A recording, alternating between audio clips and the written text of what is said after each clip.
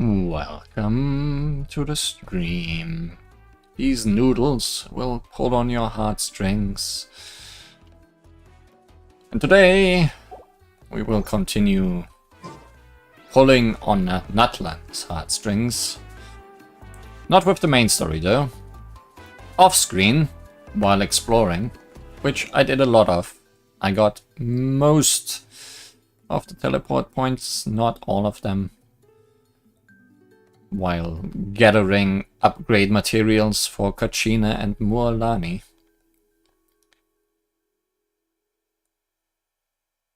But I saw a lot of things, and as I am wont to do, I accidentally ran into one, at least just one, quest that I did not see coming. And today we are gonna do that quest because it seems important. Past me, who recorded my encounter with that quest, thankfully, was very confused. I already know more than he did, but let's experience what he saw. See you after these messages.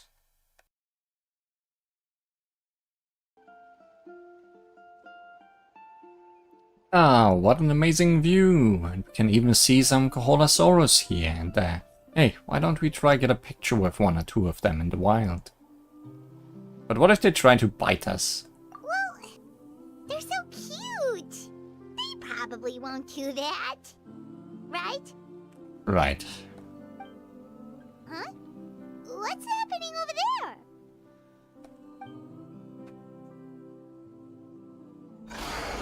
Help! Somebody help us! Ah! Wild Koholosaurs are actually biting people! It's time for us to save the day again. Yeah, those two are in trouble! The legendary traveler and her trusty sidekick Paimon will not stand by idly! But as springs return, those searching for a mysterious island always gotta run into accidental quest markers. It's the law. Get back! Don't panic! Just hang in there!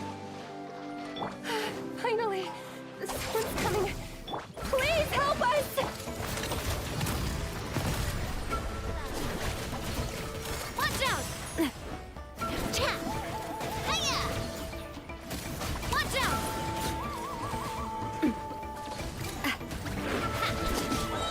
Ha-ha! Nah! Watch out! Judging from your clothes, you must be scholars from Sumeru, right? Yes, I'm Karya, and this is my senior Varamdra. Thank you so much for saving us. That was a little too close. Don't mention it! Handling these sort of things is practically second nature to us by now. Paimon is Paimon, and this is the Traveler! Still, it seems that all the Koholosaurs just ran off. We need to capture at least one alive. Capture one alive? Correct. Say, I can see you are very skilled at dealing with them. Do you think you could use me as live bait to help us capture one? I will pay you for the efforts. You sure have some enthusiasm. Well... Apologies. Varamdra has been hyper-focused on his research. So please, don't be too hard on him. Oh, no worries. But why did you approach a whole group of wild Koholosaurs, and what's this talk about capturing them? Don't tell me you want to get a picture with them too. Paimon's pretty sure that's not what they're trying to do. I'm sure we must look very silly. The fact of the matter is that we're searching for a mysterious island from a certain legend. It's said that a very important clue about the island can be found on Koholosaurs, so approaching them without the help of a guide from the people of the Springs was certainly an unwise choice on our part. A mysterious island? Yes. There is a legend from the people of the Springs that mentions a mysterious island. And Vranja believes the key to his research can be found there. Are you certain you two won't consider my proposal to capture one? Some proposal? There's no way we'd be willing to use a person as live bait! Unless it's Paimon. Then I suppose discussing it any further will just be a waste of time. I must come up with another solution. Vranja. Oh, all right. You did rescue Karia and I just now, and I suppose I should express some gratitude. Thank you very much. A little awkward, but Paimon will take it. We should move on, Karia. And then we never met him Yes. again. Thank you again. My apologies. Vranja really doesn't have the best people skills. That's alright. Bye now!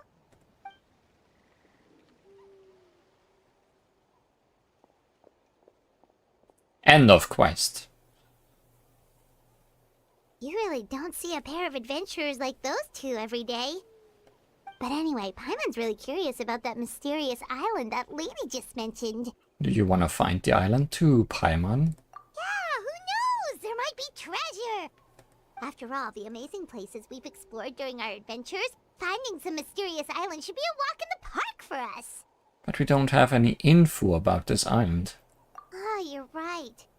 The lady mentioned that the mysterious island is related to a legend of the people of the springs. So maybe we can start by asking some of them about it. Time's ticking, let's get started on our next adventure. But the real question is, who should we ask? Let me just talk to the chief. That's an idea. If anyone, the chief of the tribe should know the details. Act 1 complete. Didn't expect that to be actually the end. Sure, I don't know what this is about. Unless this... No, it was not a red. It was a blue. It was a blue quest that was not marked as available. Else I wouldn't have run into it accidentally. But it had voice acting. I am curious. Back to present me?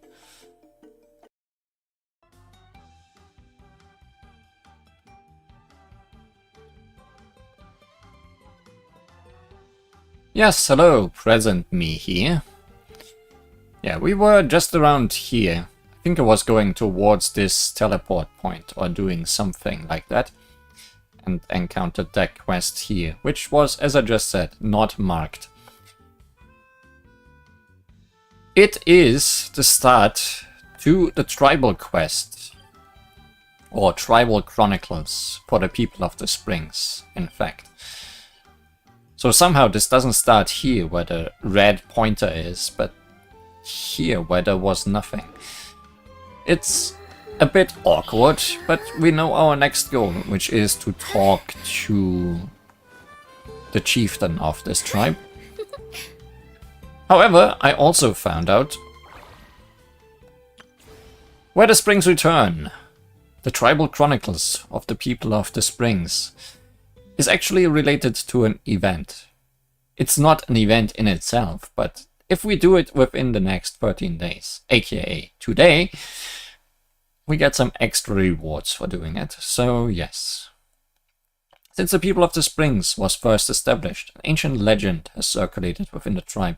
A mysterious island, situated in a rarely visited domain, promises astonishing wealth and unparalleled glory to those who reach it.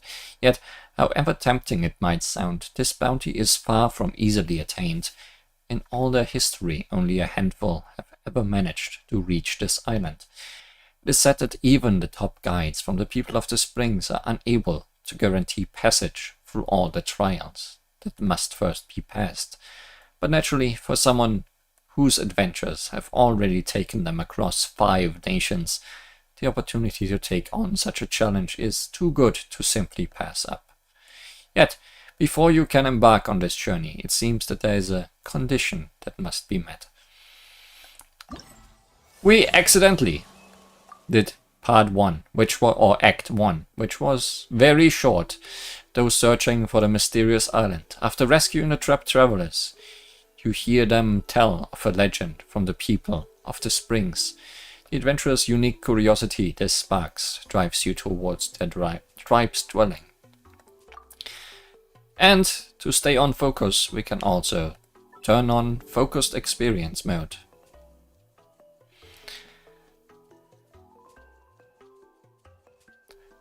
Enable focused experience mode to better experience this quest by avoiding conflicts with other quests occupying locations or characters. Once enabled, the following quests will be affected.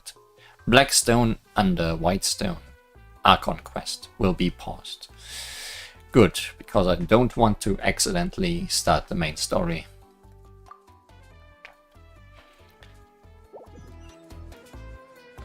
So, let us find the chieftain.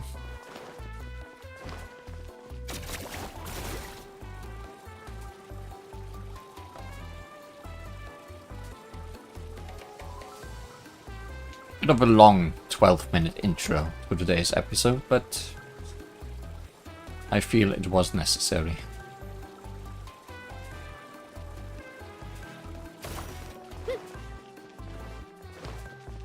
Now we have a red quest marker. Someone looking for me? Oh, why, if it isn't the traveler and her companion.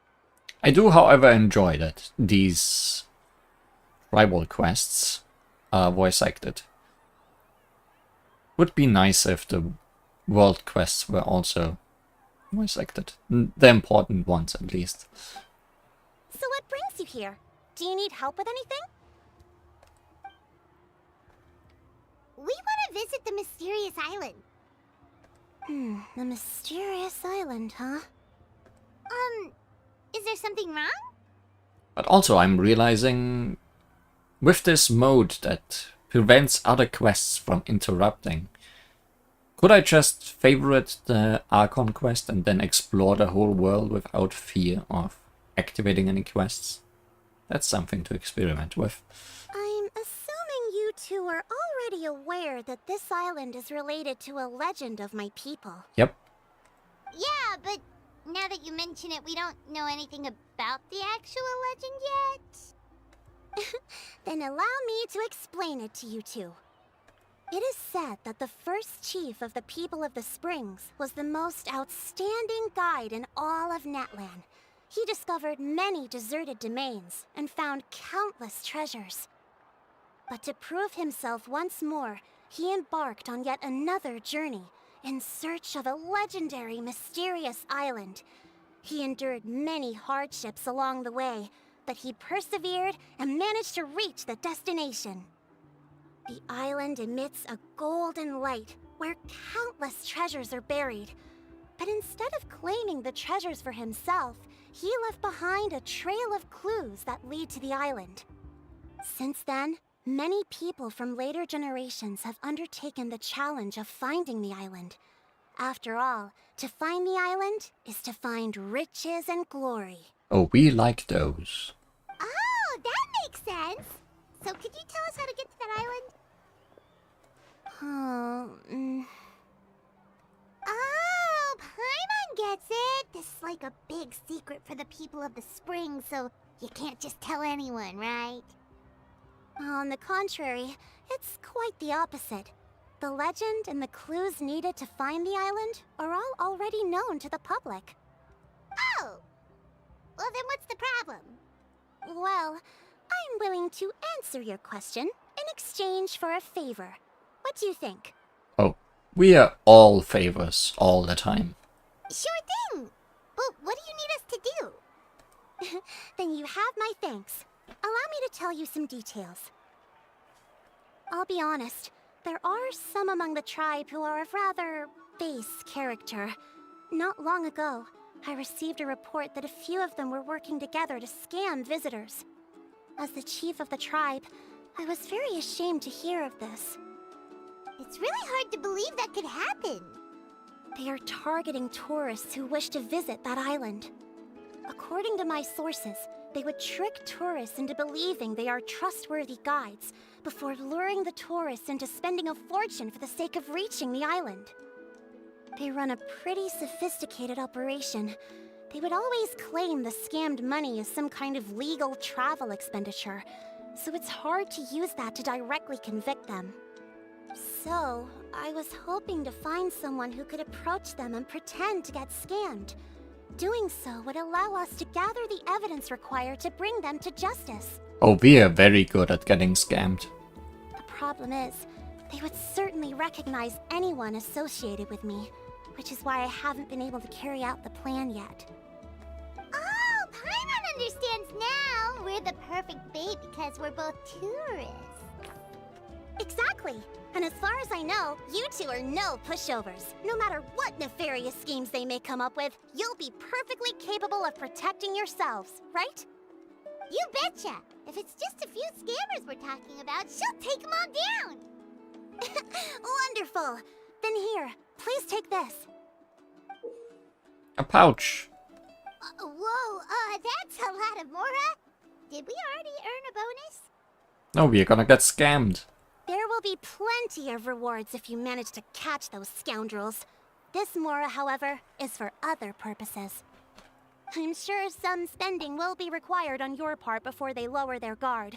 I certainly wouldn't expect you to pay out of your own pockets. Is this one of those kinds of quests where I can possibly keep some of that if I spend well? So please use the Mora as needed, and collect as much evidence as possible. No wonder you're the chief.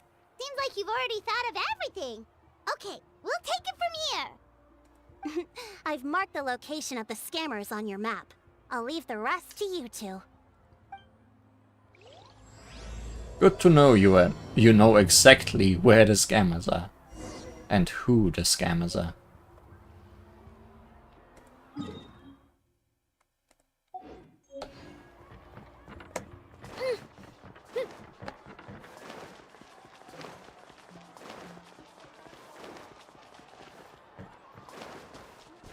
As you can see, I've updated. I've trained up Kachina quite a bit. She's level 70 now. She won't die to everything in one shot anymore, at least. But I may have also raised the world level to 9, which is a new addition in the game. So everything running around is level 100 now. A bit counterproductive. This should be the place. Now let's see if anyone around here looks like a scammer. Oh, right. We should pretend we are innocent tourists with no idea about what's going on. But how should we lure those scammers out? Maybe try talking about the mysterious island. Good idea. Speaking of which, Paimon's dying to know what kind of treasures could be buried on the mysterious island. Wonder if anyone's ever really seen them before. Ah! Are you two visitors from afar looking to visit the mysterious island? Oh, looks like we managed to lure them out already. Come on, Paimon, don't forget our roles. Oh, pardon. Is something the matter? I just happened to overhear you two talking about the mysterious island. I assume you two must be tourists, brought here by the legend and looking for the island. Am I right? Hello, Paimon is Paimon, and this is the Traveler. That's right. We were just getting ready to look for that island from the legend. In that case, as a qualified guide, I certainly cannot allow you to embark on such a dangerous journey. Uh-huh. As the legend says, if you can manage to reach the mysterious island, riches and glory will be yours for the taking. Be that as it may, the journey to the island is full of untold perils and dangers. It would be nigh impossible for any average person to reach the island. But you are in luck. Allow me to tell you the purpose of our services. It just so happens that our mission as guides is to help visitors avoid danger, find shortcuts, and successfully reach their destination. So, this was all a pitch for your services. Please, there's no need to worry. This was just one point I had to make perfectly clear. Although the legend and the clues to finding the island are known to everyone, the leads left behind by our ancestors are as enigmatic as riddles found on a lost treasure map. Only guides bestowed with the legacy of our ancestors can correctly decipher the clues. Tourists who rashly embark on their own often wind up lost and encounter unnecessary dangers. Huh. He actually sounds pretty convincing. But it seems like fate has brought us together. So, what say you to having me as your guide? So how much will you charge us? Not to worry. I don't intend to charge any fees. How else do you want to scam us? So you'd be working for free? For us, people of the Springs, guiding guests to the mysterious island is a great honor in and of itself, worth more than any amount of mora. Smooth. Paimon almost wants to believe him. This is all still a part of his sales pitch. Alright, thank you. Then please, guide us onward. Of course! Please, follow me.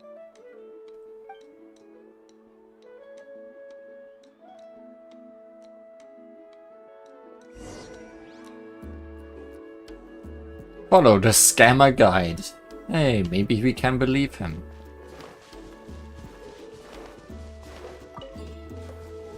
Maybe he wasn't a scammer all along.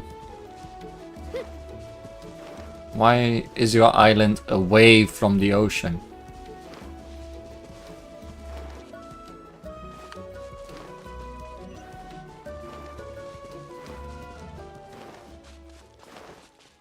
Or is it an inland island?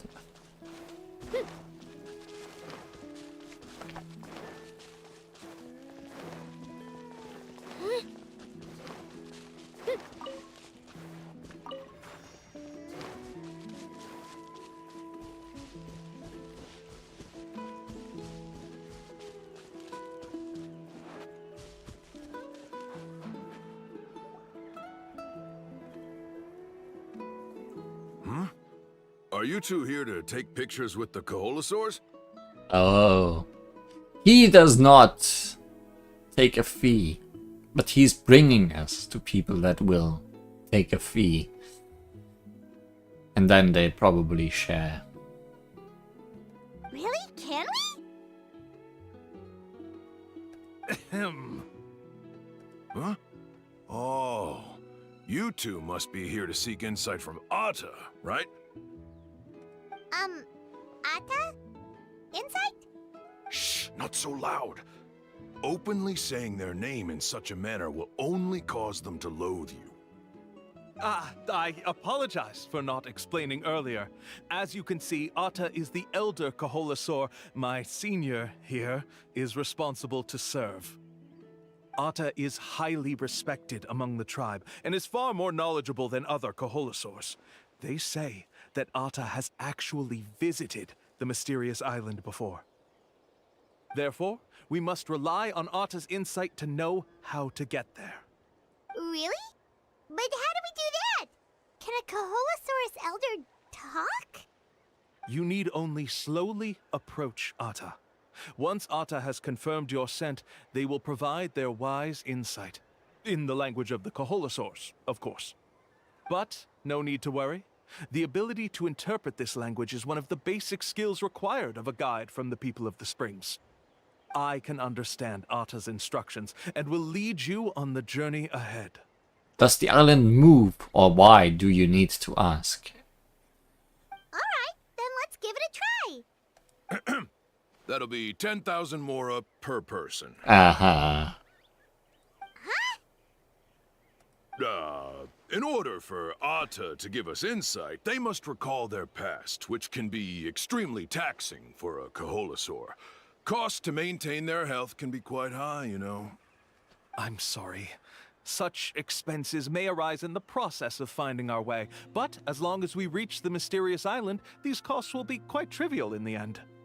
There you have it. Paimon knew there was no such thing as a free lunch. Just pay up. Let's not make him suspicious. Oh, Paimon has an idea. She bets they've just made up all that stuff about the talking Kaholosaur. But if we can get a receipt, that'll be proof that they're scamming tourists. With that kind of evidence, there'll be no doubt they're guilty. What's taking them so long? Well, what do you say? I'll even throw in a group photo of you two with Atta. You won't ever find another deal like this. Oh, that's an unexpected bonus. Quick, let's pay the man. Whatever makes you happy, Paimon.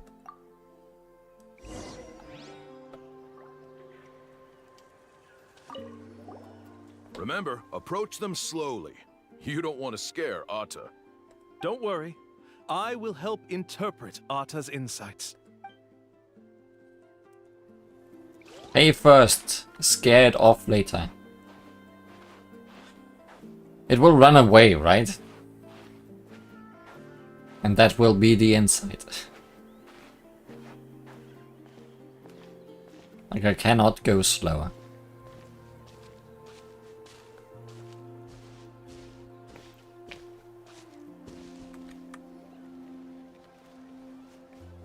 Whoa, Atta really didn't try to bite us at all.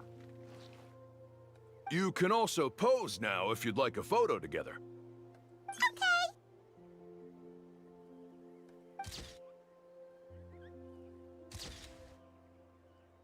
Nice posing. Oh no!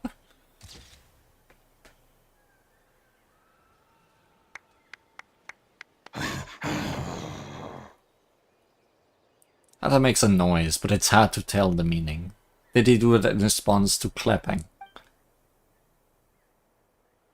Oh, Atta is already speaking? Let me listen to what they have to say.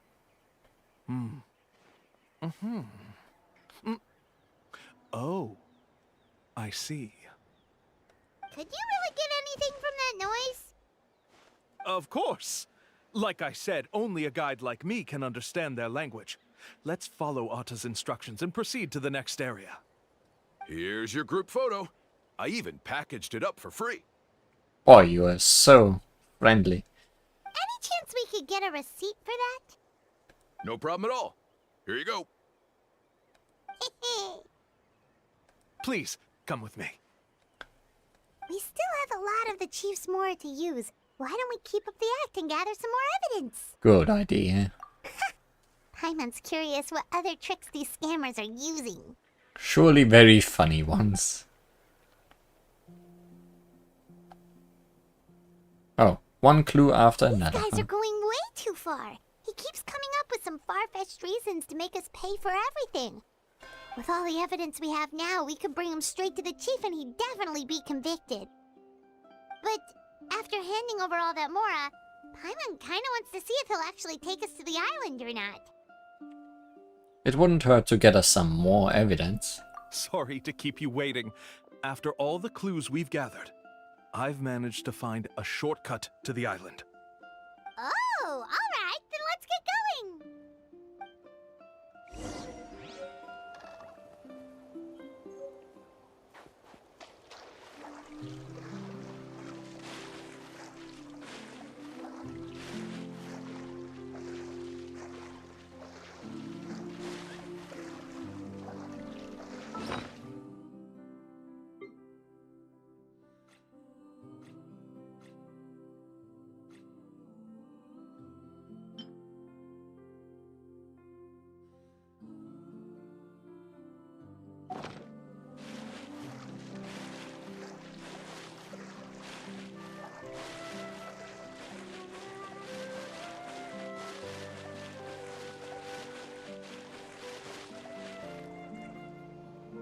This is the spot. The trails of sunlight will guide the way. Once you cross the rushing water, the light of the setting sun shall reveal everything. Atta's insights have already pointed us to the destination. It's just on the opposite bank. You mean, we're almost there? Huh. But there wasn't even anything exciting about this journey. As I said before, this is a shortcut. If I took you on some arduous path after all the Mora you spent, that wouldn't make me look like a good guide, don't you think? Anyway, there's no time to lose. We need to get there before sunset. It is already sunset.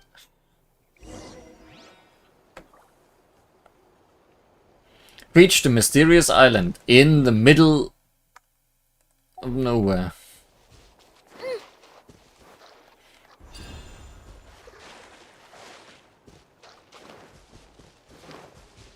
Somehow I don't believe you.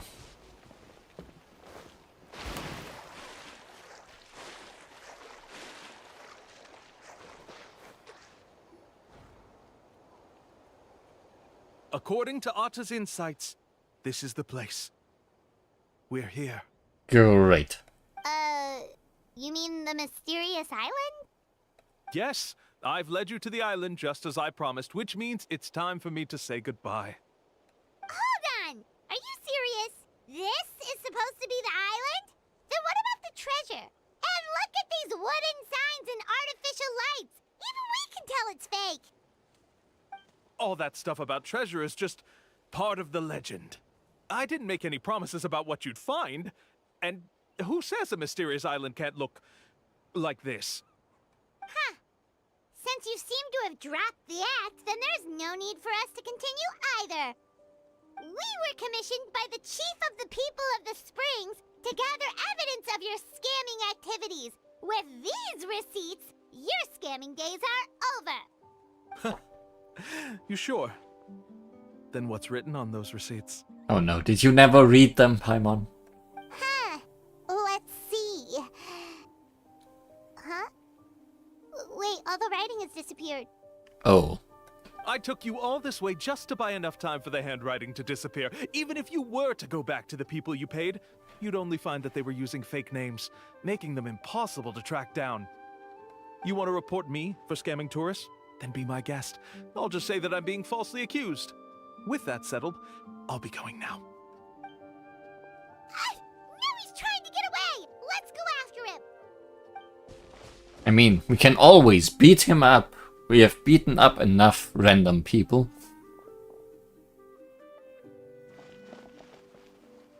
It's the chief! What's the chief doing here? I had dispatched others to secretly trail you. Thanks to you, we can finally convict him of scamming people. Convict me? How? They don't have any evidence against me. Even as the chief, you can't just level accusations without any evidence, right? Sorry to say it, but he got us. We lost all the evidence we had. Not to worry. Let's search him first. Hey, what are you doing? Keep your hands off me! That's my Mora!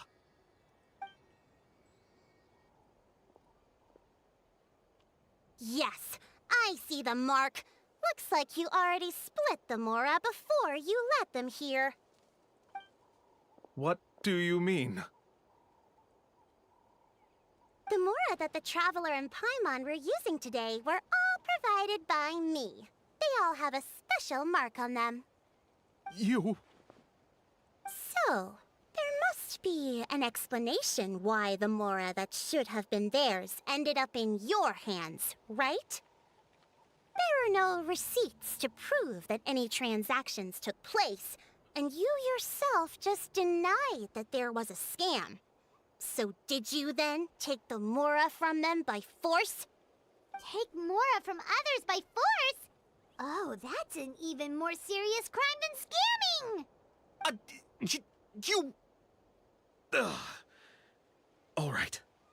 Sure, I admit that I coaxed them into spending a few times, but I wouldn't go as far as calling it scamming. We have witnesses standing right here, you know. Fine. Yes, it was all a scam. Woohoo! No wonder you're the chief of the tribe! I still don't understand how so many people have been getting duped by them. You need only stop and think for a moment to see through the whole thing. If he claims to be able to find a shortcut to the mysterious island, then why hasn't he just gone there and claimed the treasure for himself? Why even bother guiding others there? That's a good point. Speaking of, have any guides from the people of the Springs ever found the treasure of the mysterious island? I can answer this question along with your previous one about how to get there. The answer is actually very simple.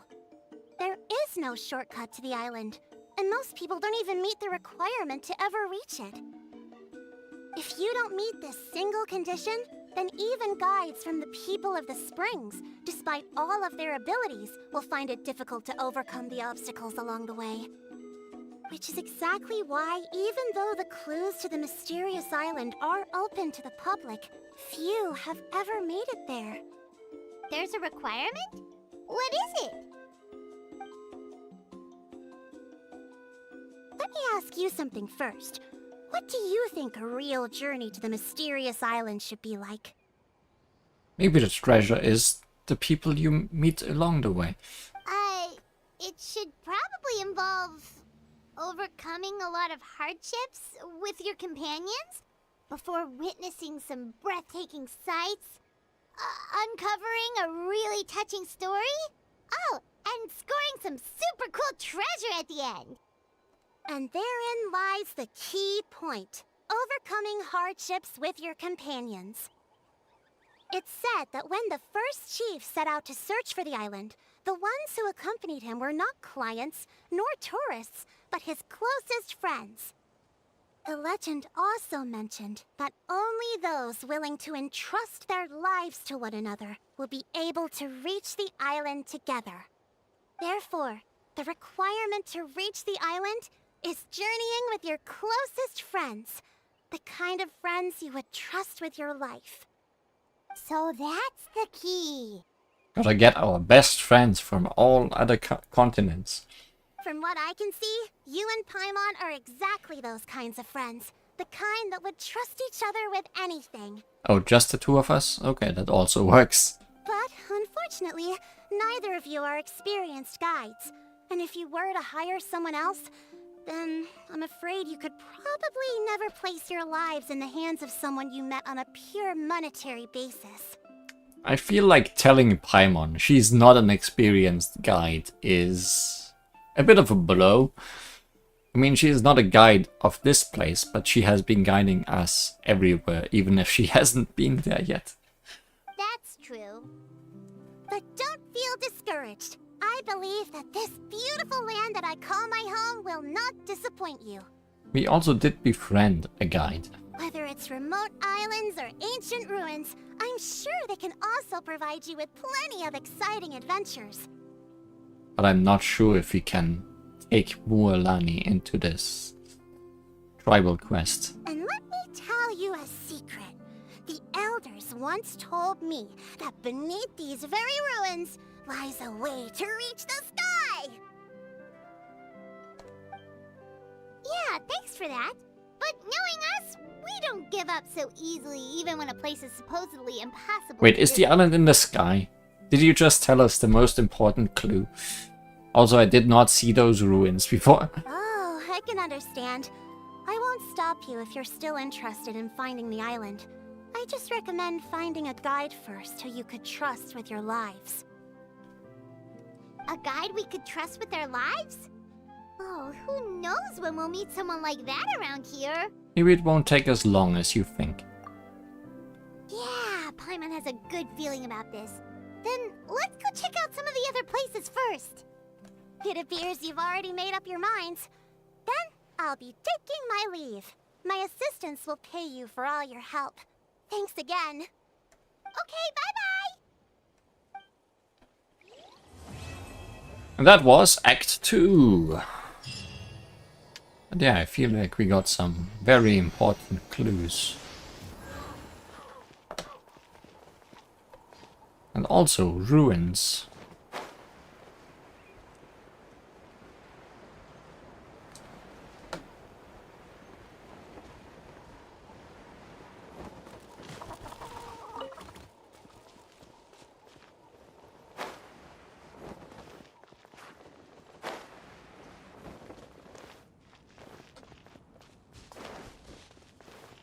This is going deep.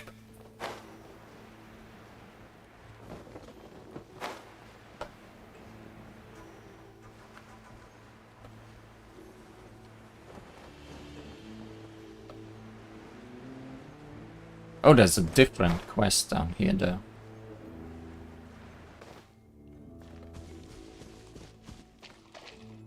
But it won't trigger accidentally.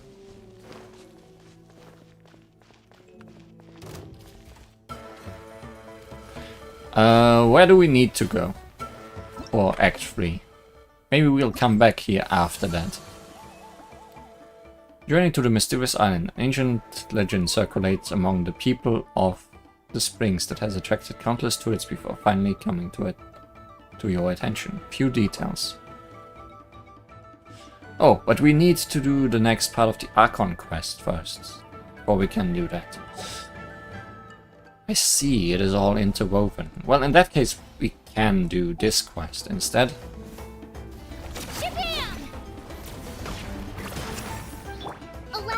And yeah, I'm glad that did not one-shot me. This is a level 99 enemy. Oh, it went back. Hey there!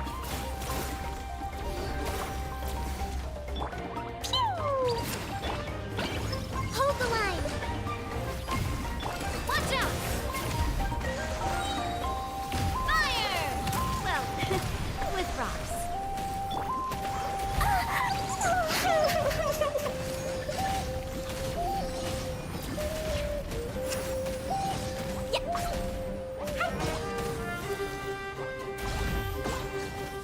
La la la. Boing, boing, boom! Billowing surge! Rest and rebuild! I feel like this is not the most efficient way of fighting this particular type of enemy. Hey there! Just one moment, lass. You seem rather strong. Oh. Just fighting this enemy did activate this quest, I guess. Ow. Oh. Yuan, what did you do to her? That wasn't some sort of invisible attack, was it? Arr. I didn't do anything. This powered off the adepti of Liwe named Gusto. Really? Gusto? What intonation is that? You are a braggart and a half, aren't you, lass? It was my back acting up. I've been stooping for a good long while, trying to observe that mechanism, and I stood up too fast. Pretty sure. Way to bring the pain is what it is. Used to be that it would only flare up when I'd turn my back at a specific angle, but these days, one careless move leaves me in a world of hurt for a good long while. And just so you know, it's pain o'clock right now, so gah! Try to understand this suffering adult, would ya, Li Huan? And what about you two? I mean your names. Paimon's Paimon. And this little Petli sauce here is Crab. I'm surprised Crab is part of this quest. Maybe he will be part of every world quest in Natlan. See, I see. In that case, I guess I'll call myself. Call yourself? What are you gonna give us a fake name? Well, a person's gotta be on their guard when on a walkabout, don't they?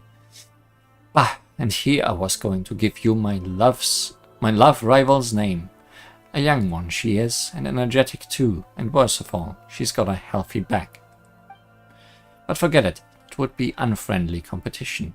If you take my meaning, so have my real name instead, Chikia. Rawr. Heh. And aren't you a cute little fella? You're calling my name, I know it. Anyway, you can call me Big Sis Chikia. Not Aunt Chikia though, that one is forbid. Alright, Big Sis Chikia. Good, that's good. You've got a fine future ahead of you, lass.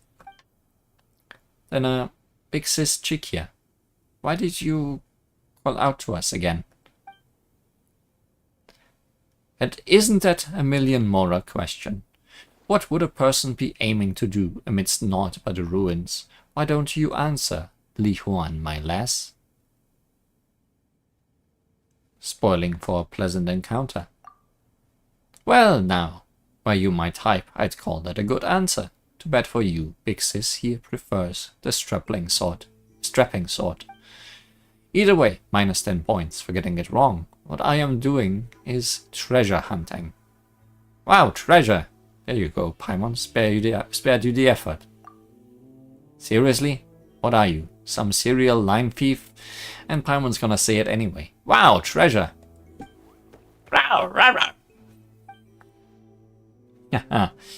You all sure do get along. Who knows, if I hadn't spent so much time tidying woven scrolls that my back gave out, I might have made some good friends myself. Either way, I'm on the hunt for an elixir that can cure all injuries I discovered in a secret scroll. You want in? As everyone knows, we Masters of the Nightwind have anything aplenty. It is woven artifacts recording stories of our past. We can split the elixir should we find it. Oh, so you are one of the Nightwind then. Not of the springs. I'm assuming that's ice then. But the true issue here is my back pain. Walking from the hot springs down at the people thereof was exhausting enough. So I need able help for the next leg of my search. I might look like this now, but I too was once a pretty lass who'd ride leaping ictomisaurs on the regular. Rawr!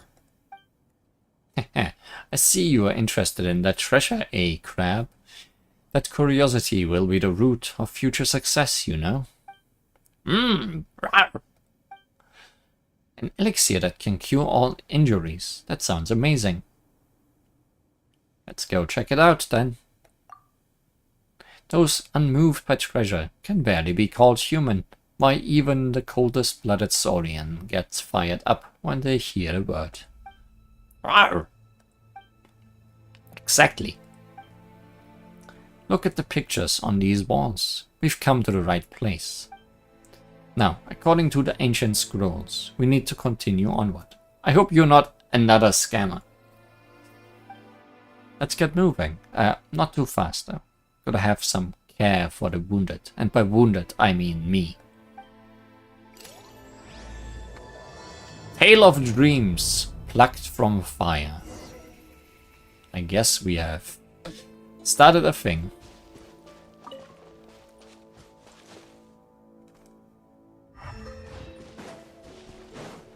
Coming at ya!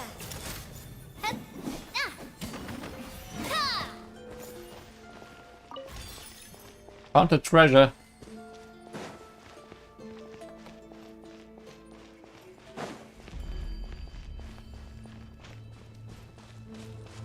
Found not lava. How much does it hurt? Okay.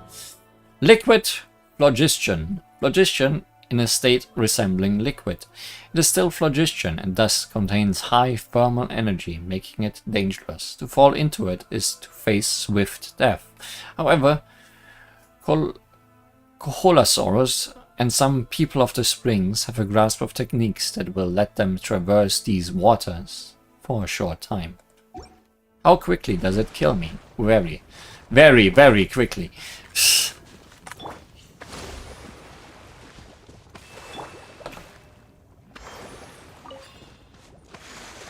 It's not lava, because it doesn't kill me instantly, but quick enough. Follow the weird light. That seems to be the trick here.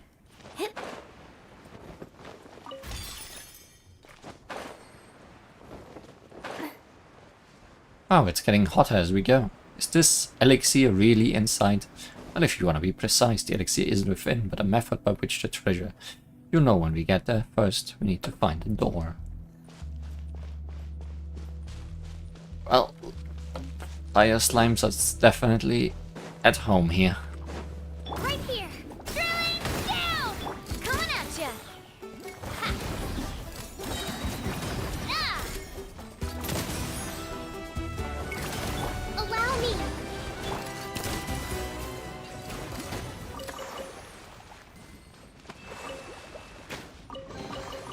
Whoa, stroke of good luck. Hup. Oh, those bugs just give more phlogiston. This is looking like paint, the way the red and the blue are mixing. And these guys are just swimming in it.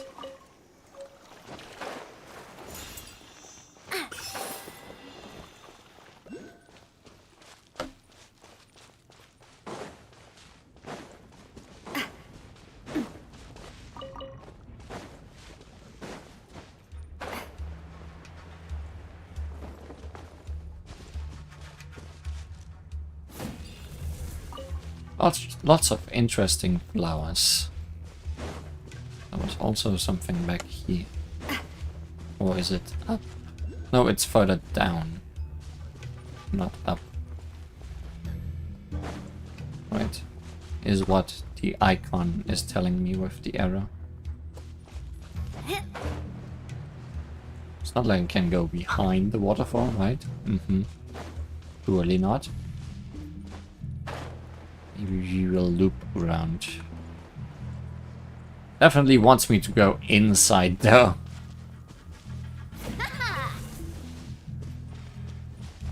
Ah, there we go. That's a door. Is that the one you're talking about? Roar! Can I have you?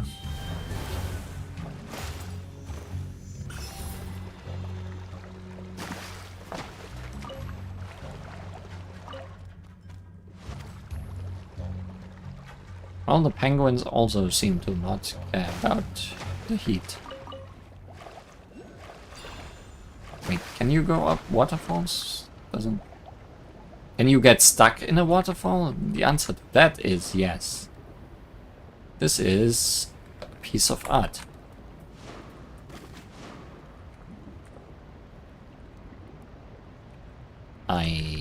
What?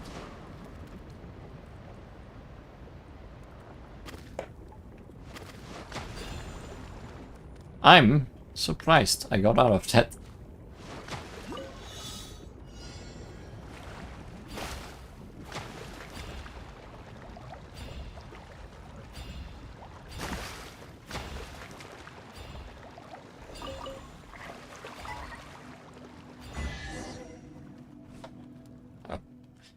But the door looks closed. Rawr. Well, it had better be. I mean, an open door would mean that our path to the great treasure is long gone. I feel like this is very similar to what we did earlier, except less like a scam and more dangerous as a result. Huh, you do have a point there, Chikaya. Huh. Think that it was exactly as those woven scrolls and texts concerning them stated. What do you think? See that phlogiston engraving right there by the door? Rawr! That's right, you are a quick one, little fella. Sharp-eyed, too. Researchers have said that Saurian visual acuity differs by species. Saurians are generally further sighted than humans are. Though from this distance, anyone from the tribe who isn't a visually impaired old lady could spot this phlogiston engraving. So this shining thing is what you call a phlogiston engraving, Chikia?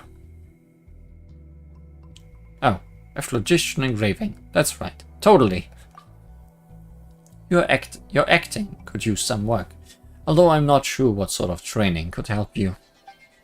Anyway, speaking of phlogiston, the origin of phlogiston engraving, narrowly speaking, comes from the days when Natlan was still ruled by a pyro dragon who caused humanity to exist only in primitive tribes. In those days, only the dragons could use phlogiston, but the Sage of the Stolen Flame, Vaxaklaun Ubakan, risked life and limb to steal the flaming seed of it from the great volcano. As such, humans began imitating the way dragons controlled the substance, creating a language by which humanity could exert the same control. This is the basis of modern Natlan's phlogiston usage. The result of that are phlogiston engravings, like the one you see before you right now. Magnificent, isn't it? It's still intact, even after all these years, still visible to the naked eye. Oh. Rawr. Alright, your turn, Li Huan. Yes, impressive, chick, yeah?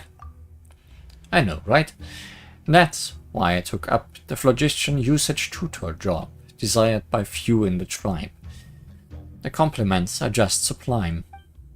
Also, teaching children, soon to start using phlogiston, about the substance's history is a very important job. So, the phlogiston engraving here is... As I said before, phlogiston engraving is also a language. It looks like a mere pattern, but those well versed in the art can understand the meaning therein. I'd take 1,000 mora to translate it, please. And, as a scholar on the subject, I should only need a day to analyze these patterns. Rawr.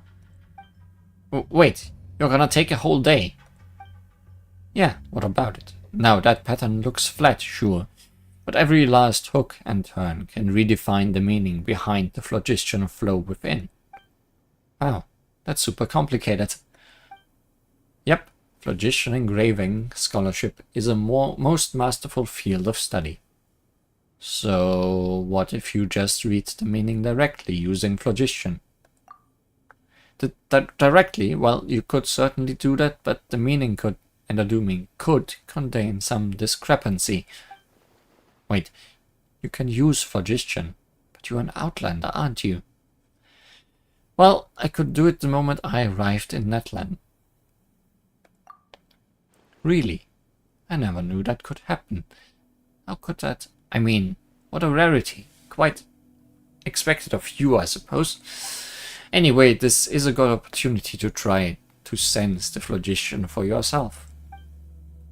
Your hand stops a short distance from the phlogiston engraving. You feel the warmth in your body and slowly follow the patterns along the wall. Then the meaning lights up in your mind like a dim star. If you wish to open this door, seek out an unveiled script. So, what's recorded on that engraving? It reads as follows. That is indeed what it says. Answers of this sort are pretty easy to verify. In any case, this is a pretty classic theme. There should be an unveiling script somewhere around here, with which we can unlock this phlogiston engraving. Where is it though? I wonder. Yes, a script which will unveil this engraving. Wait, you understood me, little guy? Rawr! He turned around. Is he trying to say that the script is behind us?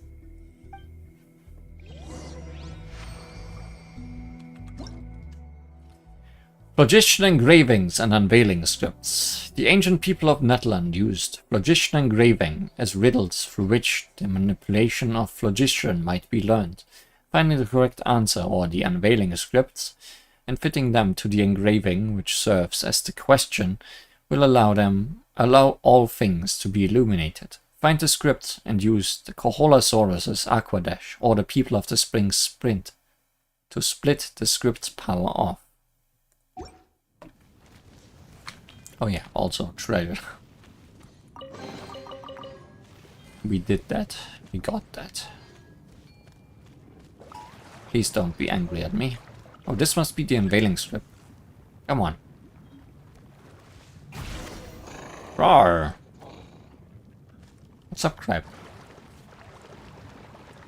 Now we have script power. Activate. Wow, the door really opened. Well, it's half opened. That's enough for us to go in, I guess. But I want to explore the rest of this real quick.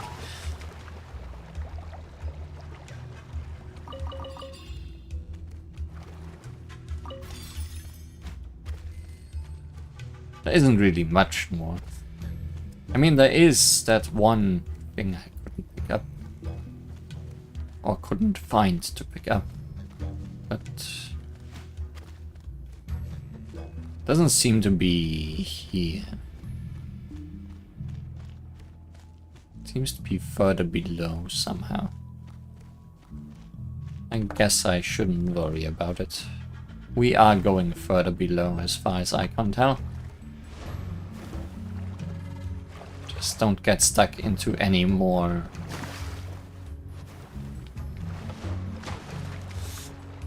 waterfalls, phlogiston falls.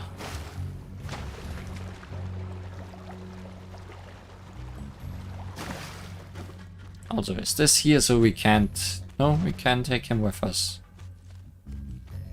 Everything about you exudes vigor, young lass. Haha, almost makes you wish I could steal some of it. Wait, what? How do you even do something like that anyway?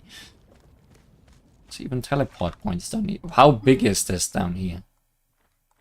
Quite. And yeah, there's a path in here to the below of what I was looking for.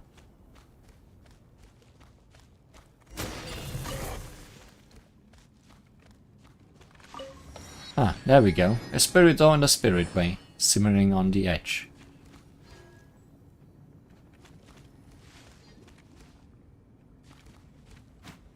I feel like there's just a lot going on.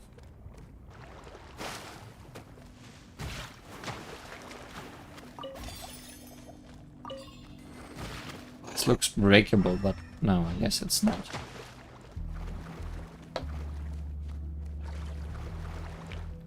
Oh yeah, there's another engraving there. Investigate the mechanism in the center.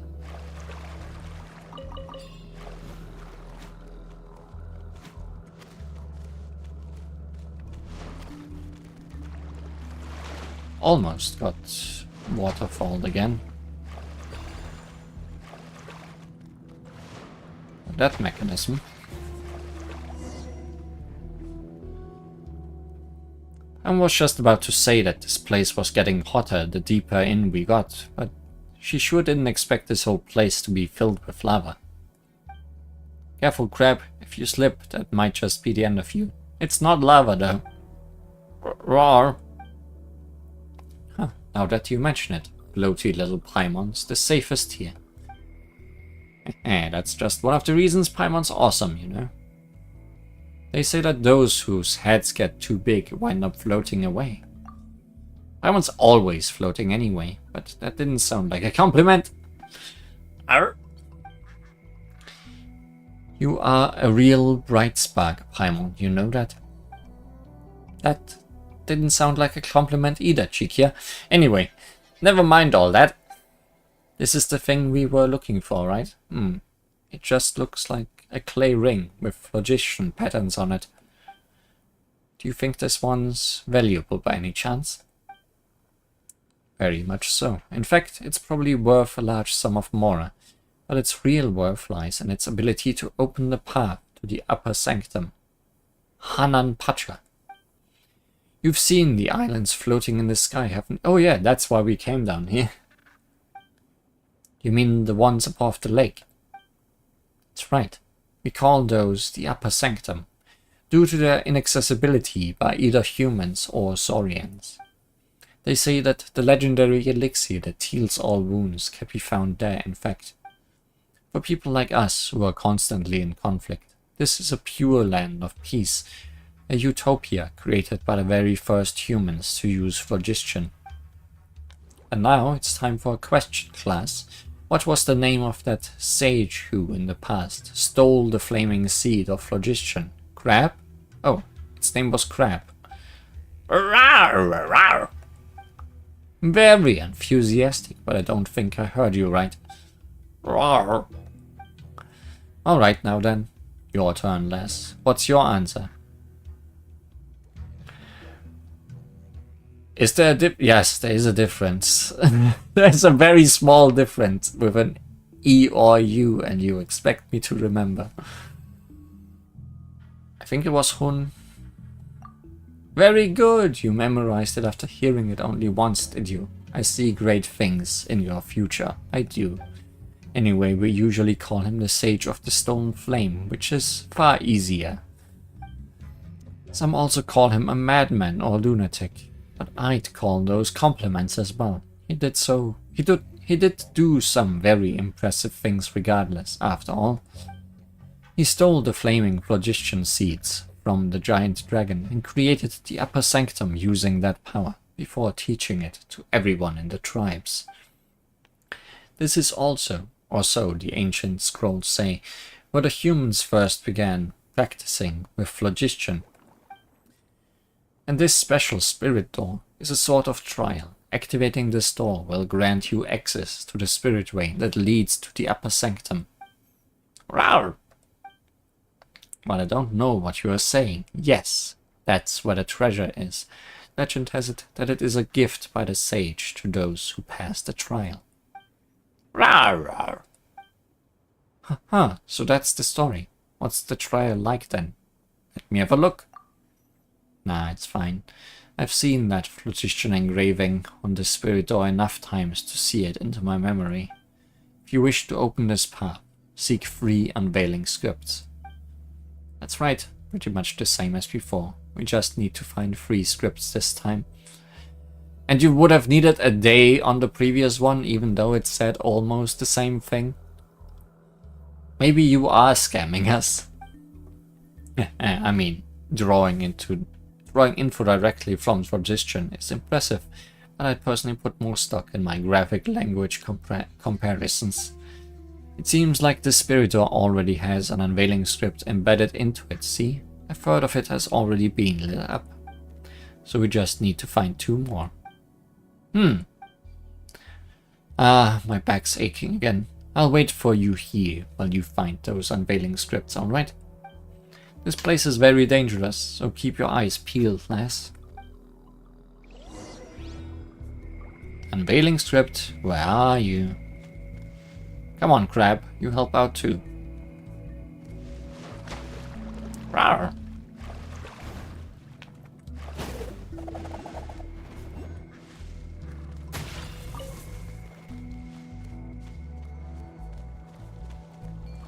I'm glad that these guys don't want to attack.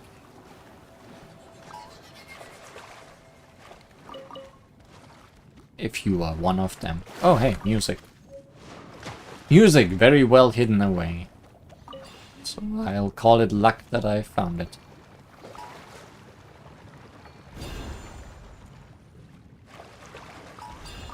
And also, if one of them would attack us, I could just become them. And then it would be...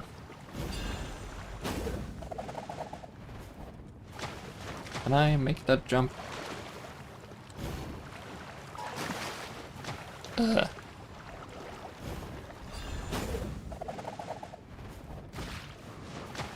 Maybe not.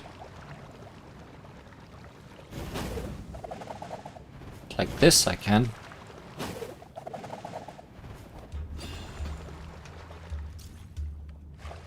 You need to get up here. Oh, emerging monsters. In the lava.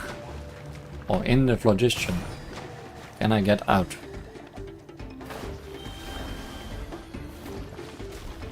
Oh, you also got out. Here goes! Hey there! A proper send-off! From the Spina with love. Right here! Clear the area! Jumpy dumpy go! Yeah!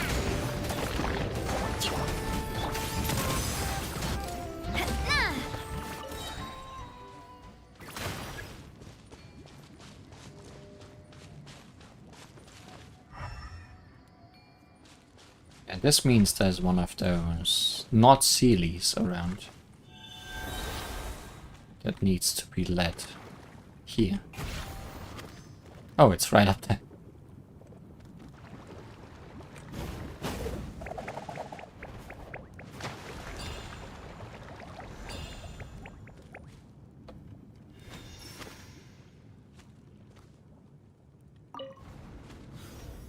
Shortcut? Long cut. Cut. Something.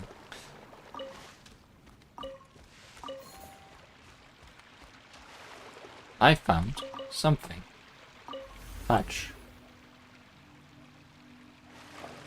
What am I doing?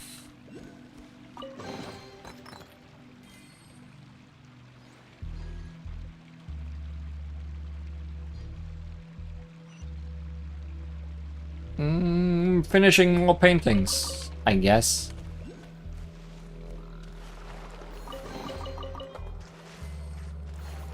But in very mysterious ways. This is showcasing the path to the floating islands.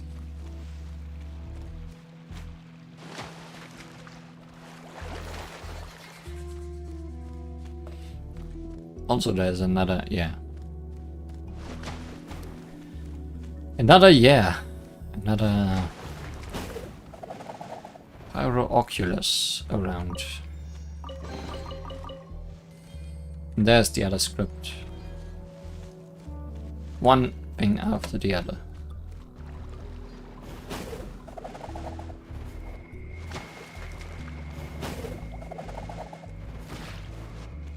That was close.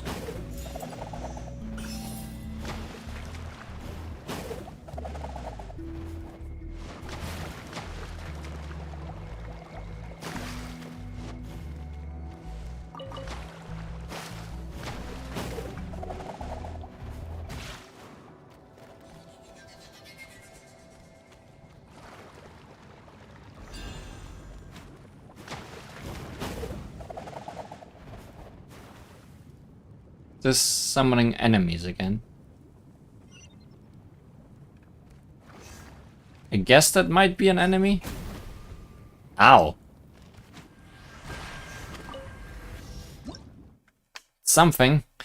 Iridescent beams. These small defensive weapons are powered by disordered iridescent inscriptions and scattered throughout Natlan. Simply get close and touch their cores to shut them down. Oh.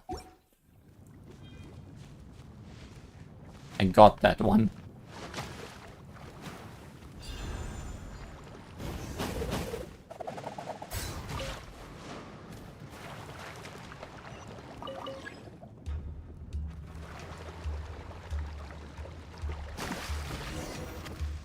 We found both the scripts. Launched ourselves into the wall.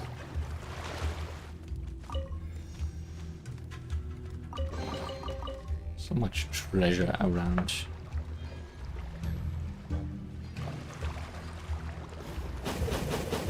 Whoa! More oculi. That was cool.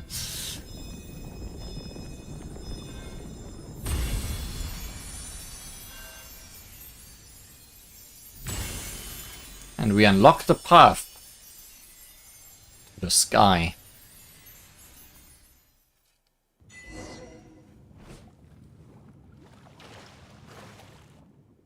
So this is how a spirit way looks when illuminated.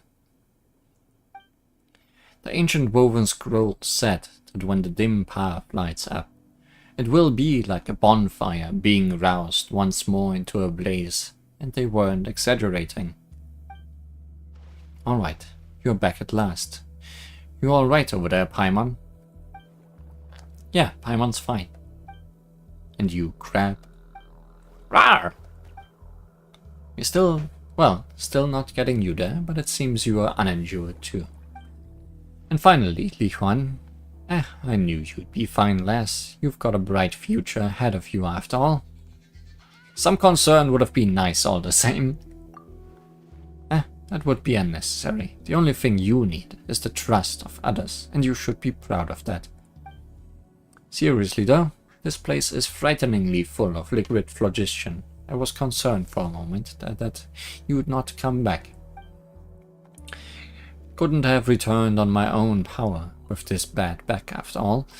If you'd failed to return, I'd have turned into jerky over here without ever having found that cure-all elixir. Ah. What's wrong, Chikia? What's with that sudden look? I just remembered that when tidying up ancient scrolls previously, I did spot an account of our ancestors swimming in lava. At that time, I thought swimming in liquid phlogiston Madness. Reckoned it was some wild storyteller's yarn I did. So are just saying it synonymous to lava, huh? Well, now that you think about it, those were probably... It was a warning to those attempting the trial. Rawr. It's hard to imagine why anyone would draw that, but yeah, just thinking about it gives me the heebie-jeebies.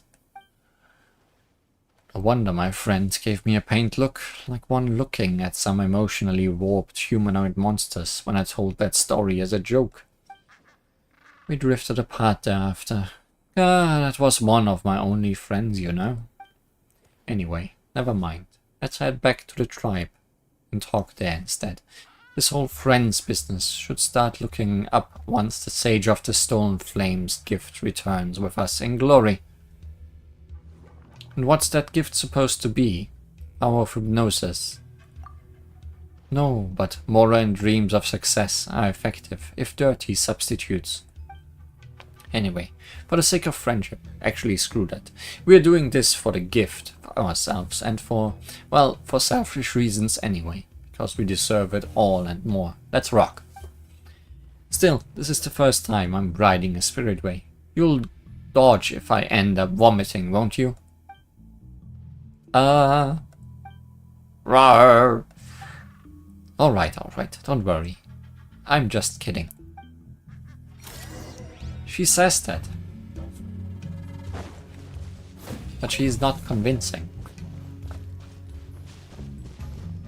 Anyways, you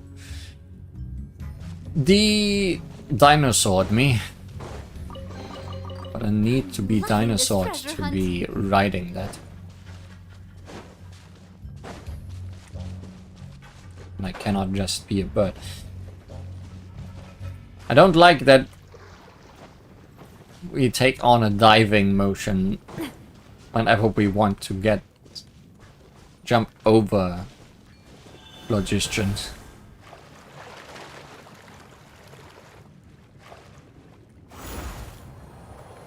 Well, so this is the Spiritway. That was quick. I wasn't expecting this experience. It took all this time to get to our destination. Whoop, it took us all the way back in an instant. If you ask me, the Pyroarchon should be placing this stuff everywhere. Have you never entered a Spiritway before? Well, I've always lived within my tribe's bounds, and we have phlogiston-saturated winds nearby, still I feel like the Spiritways are slightly more fun.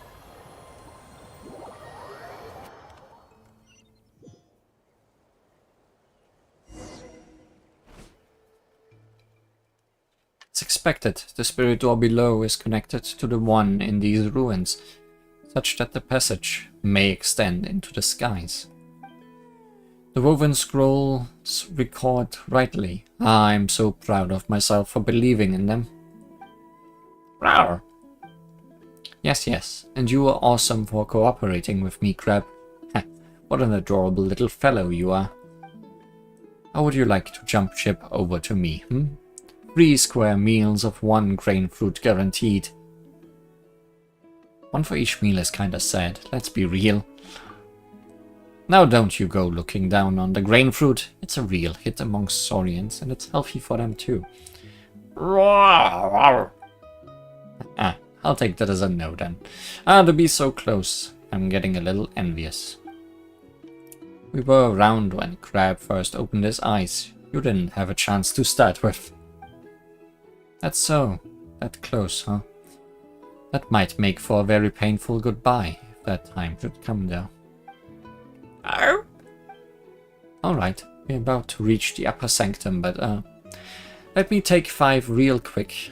Goodness, my back hurts. Has it always been that way? Oh, come on. It's not that bad. You know, you leave yourself open to tricks by constantly taking people so seriously. If anything, my back pain's decreased mysteriously since meeting you. I wonder what that is. Is there something special about you or your body, and would that work for a piece of it of any size, like, say, a thumb? Would you mind giving one to me? I'd give you mine in exchange. No thanks, that's scary. What a shame.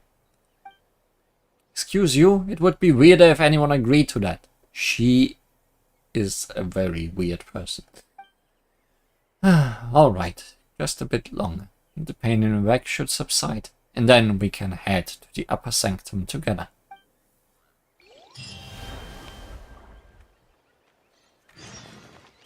Seeker, no finding. Head to the upper sanctum.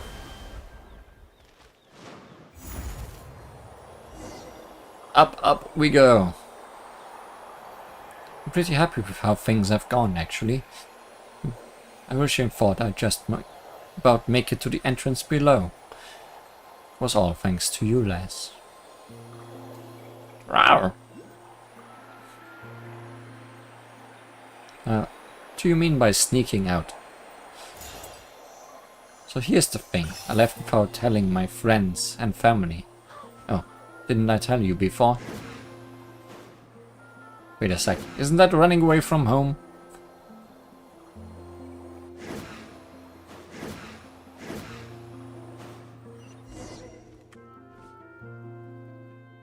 So this is the upper sanctum, huh? From down below you would think it was all grey and empty up here. But it's more blue. Rawr! Who'd have thought it would be like this?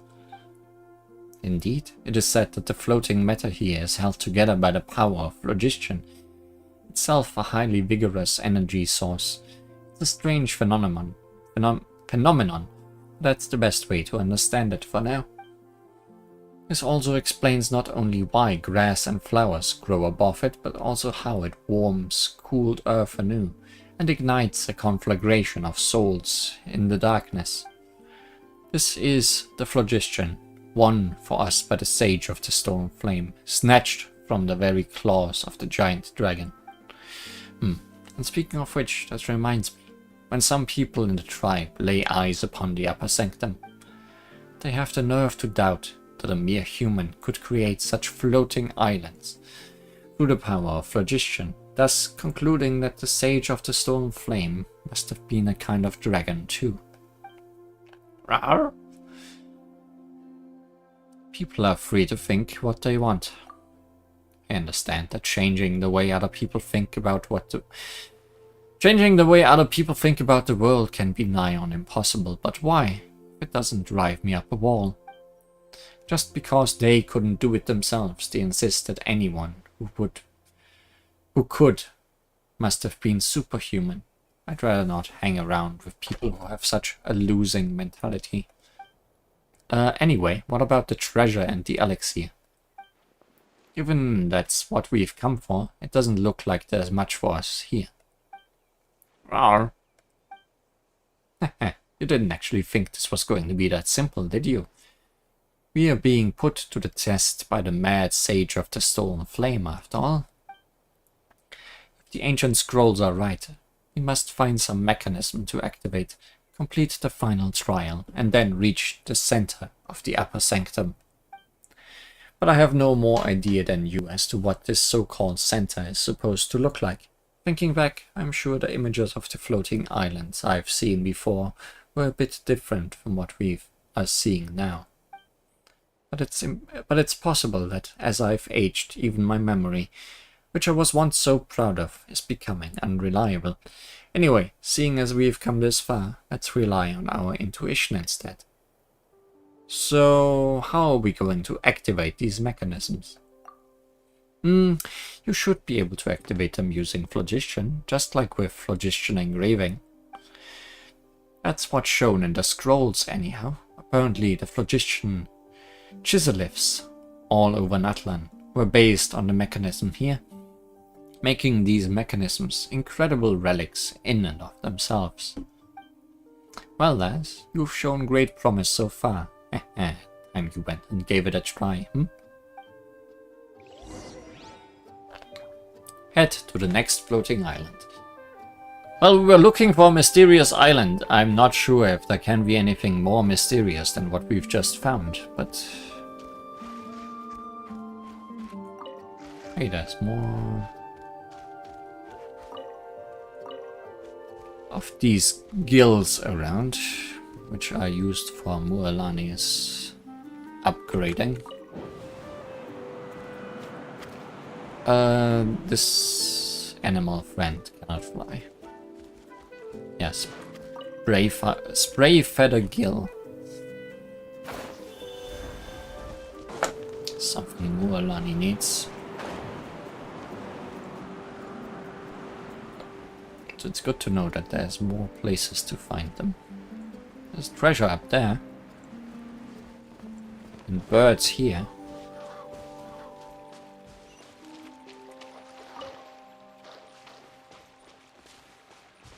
At least there doesn't seem to be enemies around.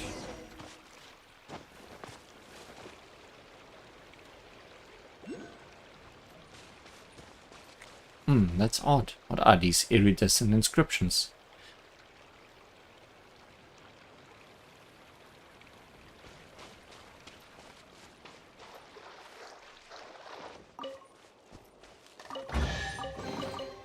I'm loving this treasure hunt.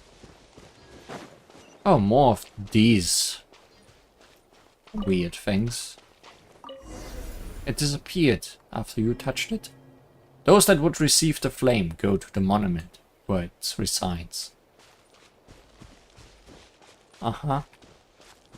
Okay. All fine. Oh, there are enemies. The scariest of enemies. Attack! Boing, boing, boom! Just animal slimes. That really hurt.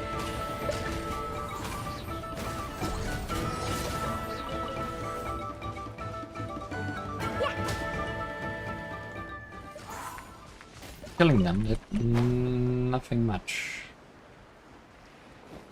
Oh. Gave me more wind. I am so in need of wind.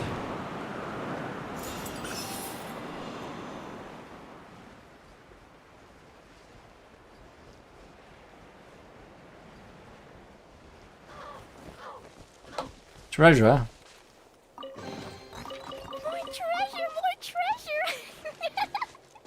More treasure. Found more treasure, but...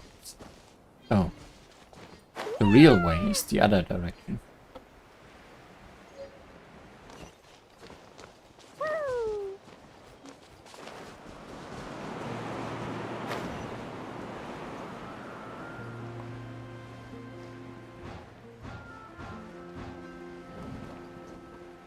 I would have preferred being higher.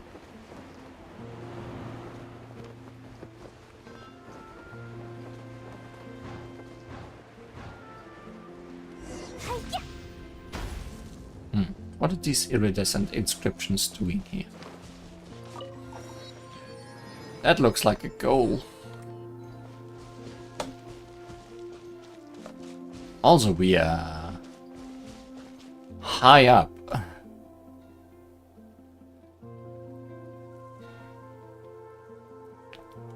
That's a nice view of Natlan, if it wasn't so foggy.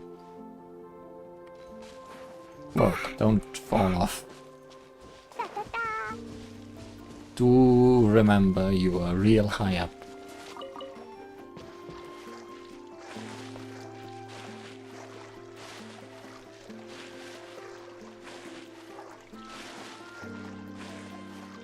Once again, really nice reflections.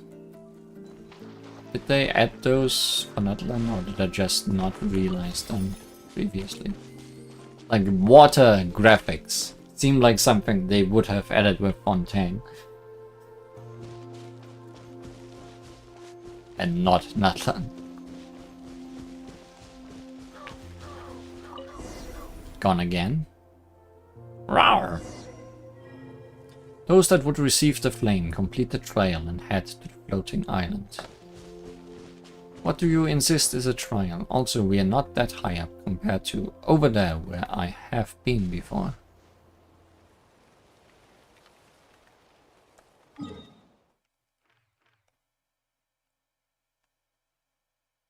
It's almost a ring. We are also reaching the end, it seems. There is no gap.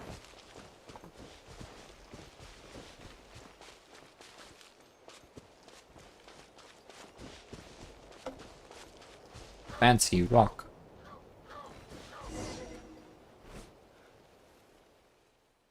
Phew. This should be the last mechanism. This one's no different from the others. Shikia, you sure you haven't fallen for some kind of trick? Rawr. Of course not. When it comes to deciphering ancient scrolls, I have great confidence. Some confidence. Well, a certain degree of confidence in my abilities. Confidence is shrinking by the second. God, help!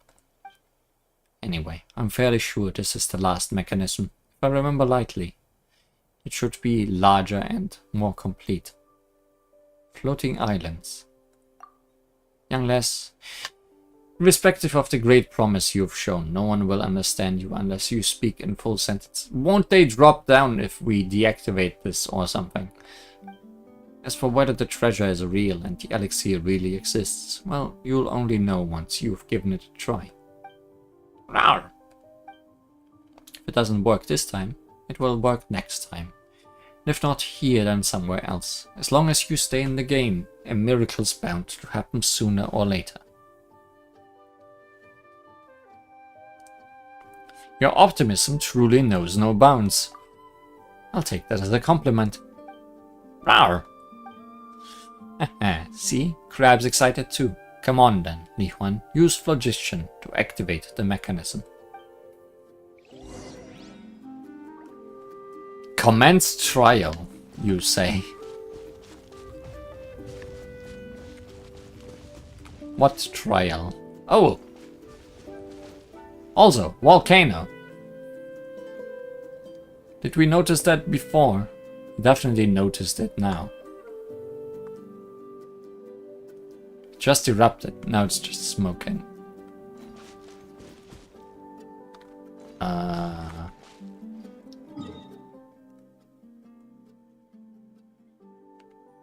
It might not be on the map yet, because it's past this direction. Because this is the village. So yeah, the volcano does not exist yet for us. That will be in a later update. Commence trial. Huh, Irida's inscription turned into that ball. Look. Looks like it's the final trial. Go, go, go. An elixir that can cure all injuries.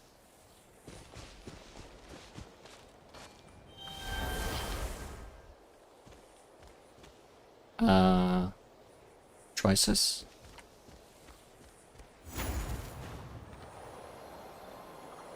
Or is that just the end? Could this spirit way be the final trial? Oh, I see.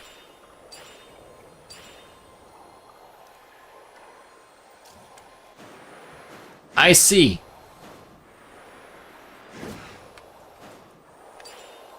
It's a trial of spirit weighing. Can you really not have music for this?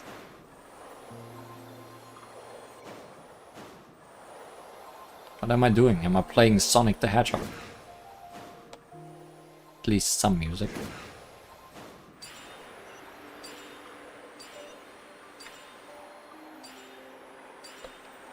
Careful.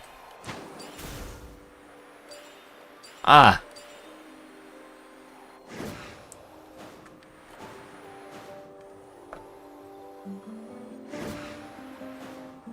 Not the most exciting music for this, but it's music at least.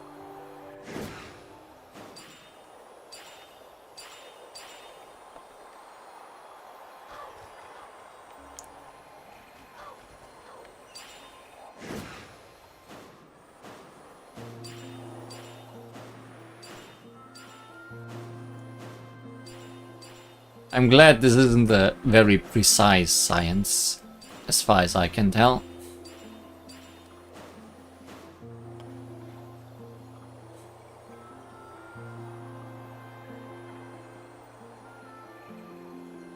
Ah, iridescent inscription. It's gone again.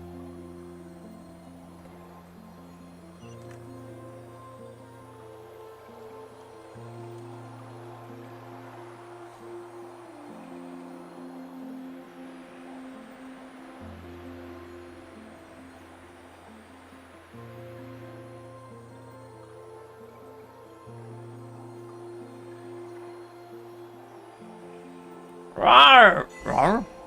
Hidden ahead. Huh. I'm seeing things. Would you feel like your eyes do not deceive you? That is the center of the upper sanctum. Does that mean that the whole point of those iridescent inscriptions was...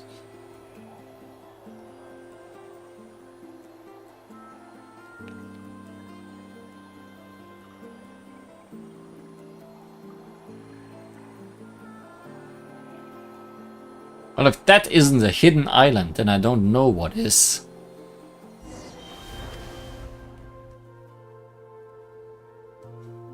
Surely there can't be a more hidden island.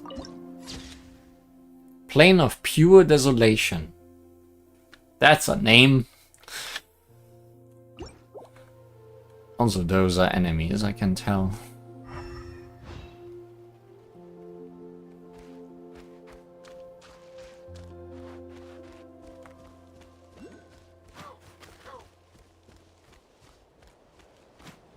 Wait, is there a... No, that's below. Would have been weird to have a statue of the Seven up here.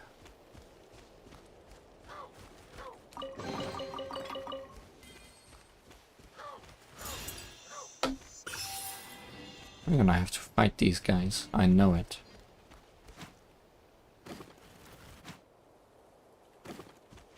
Yes, roll.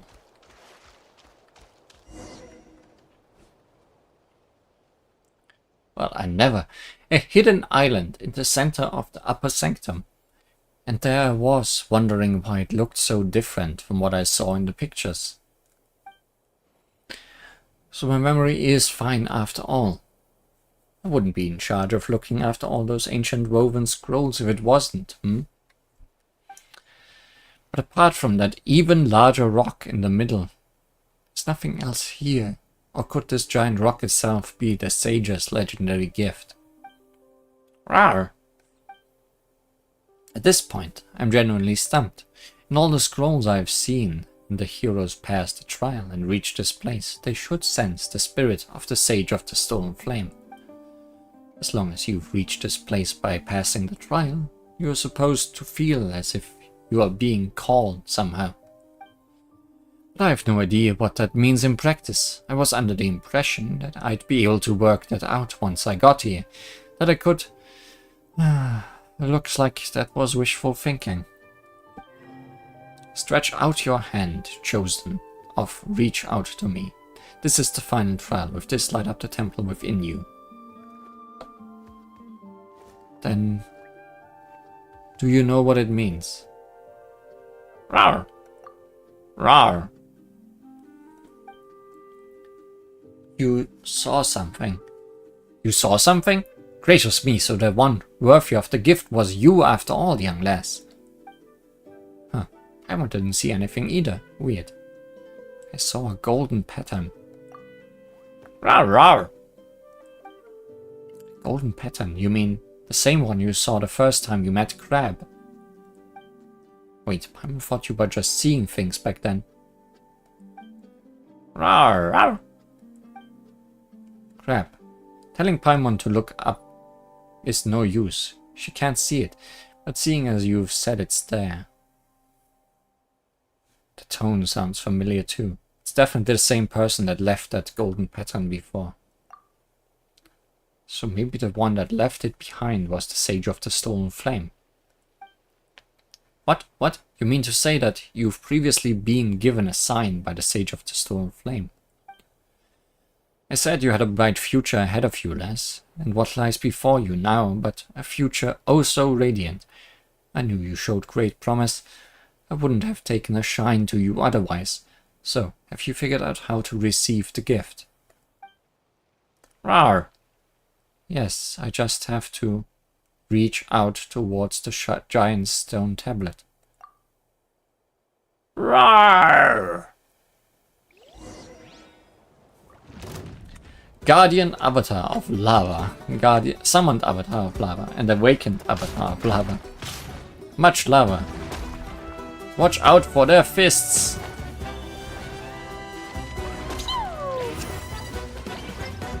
Let her rip! Get there! Throw them all up! Dumpy, dumpy, go!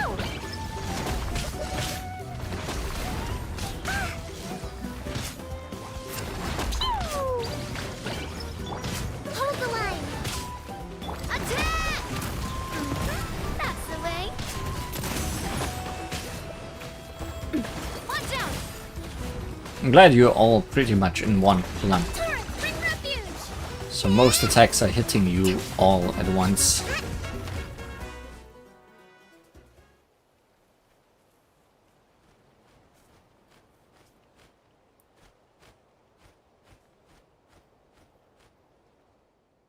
The water level has risen somewhat, and the spring is now full of phlogiston. The water below my knees is warm, and I can feel a warm flow through my limbs. A lovely sensation. So the sage's gift wasn't an elixir that can cure all injuries, but rather the hot spring here. I was not exactly surprised, given the people of the springs aren't far off. Rawr! Crabs, looking pretty cozy there. This isn't just an old hot spring, little floaty Paimon. Once a hero who has been chosen bathes in this spring. He'll be granted the power to wield phlogiston. It's also really pretty. Oh, really? So, what will happen if Paimon dives in? You disintegrate. Good question. Yes, I think I know. You'd still be Paimon, just a soaking wet one.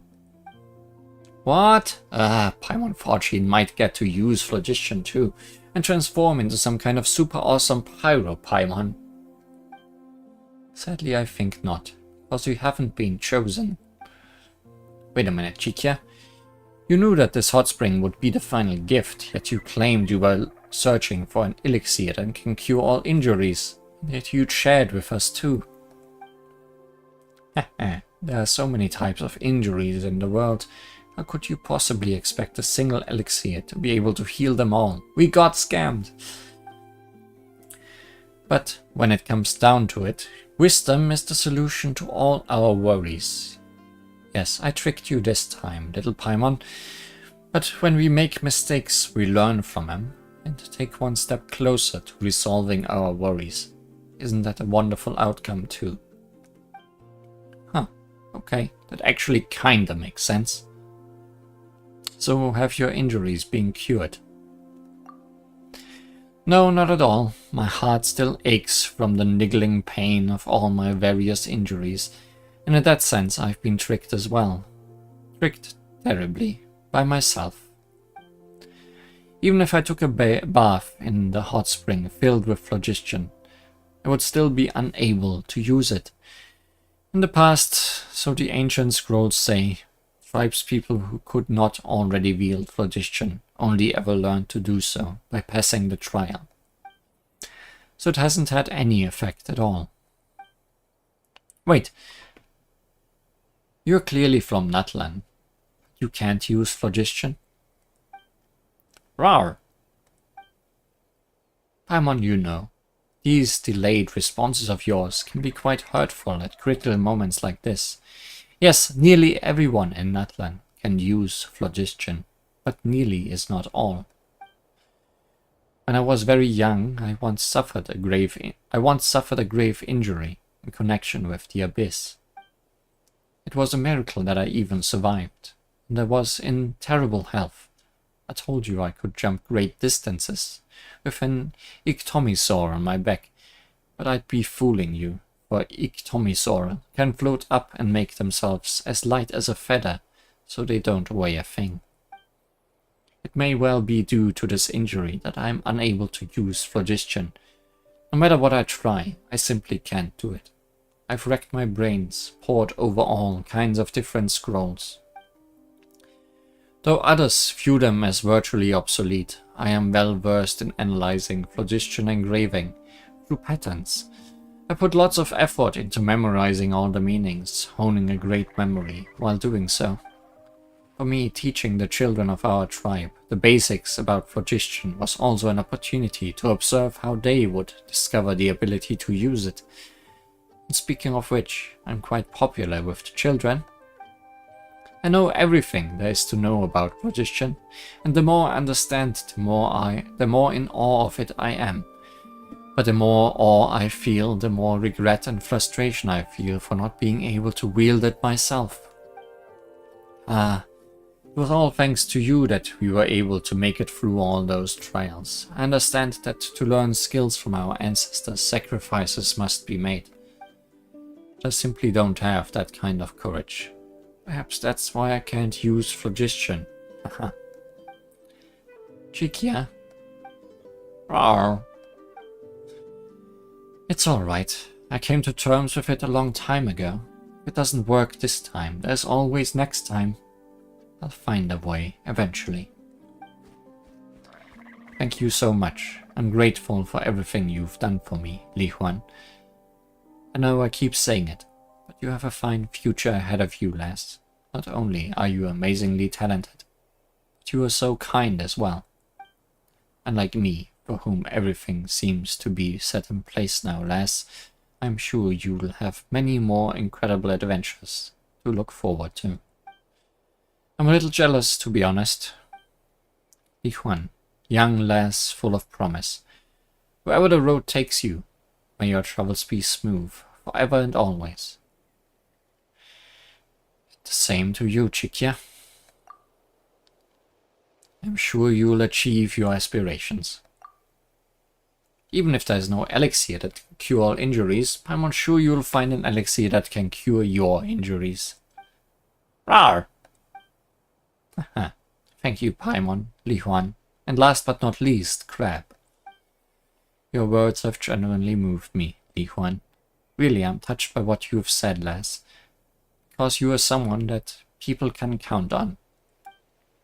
Alright, let me rest here a while longer. This hot spring's mighty relaxing after all. I'll soak in here for a bit and get back to poring through ancient scrolls for a cure. I might be in for a scolding for running off from home though. But just as you said, lass, I'll have to work hard to achieve my aspirations. Tale of dreams plucked from fire. Not all treasure is silver and gold. Iridescent inscription fragment. A fragment of a shattered iridescent inscription. It is broken beyond repair and can no longer serve its purpose. Though dismissed by many as delusional obsession, some still believe they hold the key to unraveling messages from ancient civilizations. I am beginning to wonder if I need to do all the blue quests for Crab's story to be fully unveiled. I mean, I'm always streaming all the blue quests, so it's not like it's gonna be more work if I need to. And this one was decently short.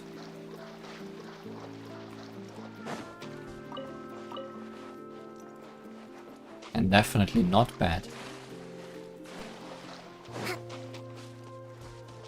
Nothing more to this, I guess. Is there anything left on this island, aside from the way down? Don't think so. I mean, we can talk to you again.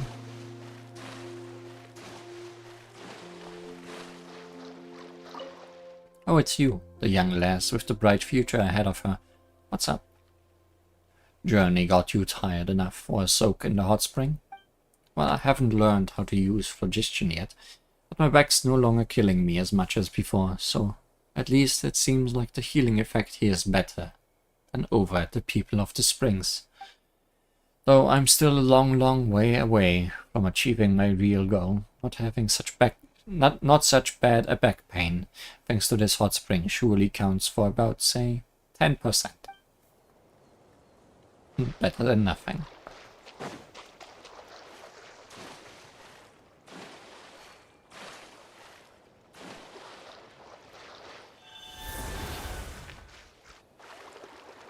These birds look interesting. Anyways, take me away, Sky River. Oh, just a short way back to where the large Sky River started. And the island has remained visible. Is it also on the map now? Yes, it's a full circle now. Very good. I think we've done everything up here though.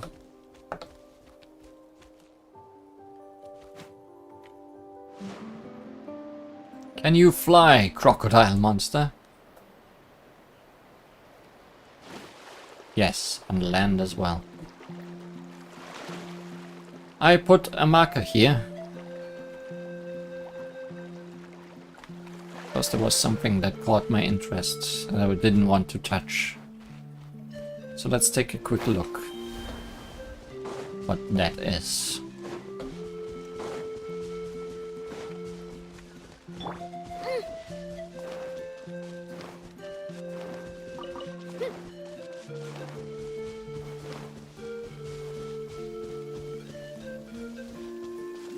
Well, there is an oculi up there. Rain makes the soil all muddy and soft, so you've got to be even more careful than usual when you're mining. But it was more this that made me turn around. So let's get rid of these people, because they are definitely in my way. Boing, boing, boom! Coming at ya! Fire! Well, with rocks. Coming at ya! Coming at ya! People have been disposed of.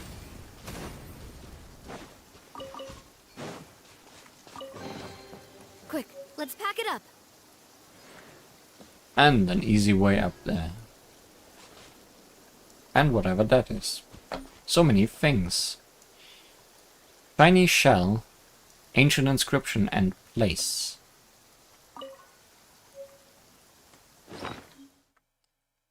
It is a quest item.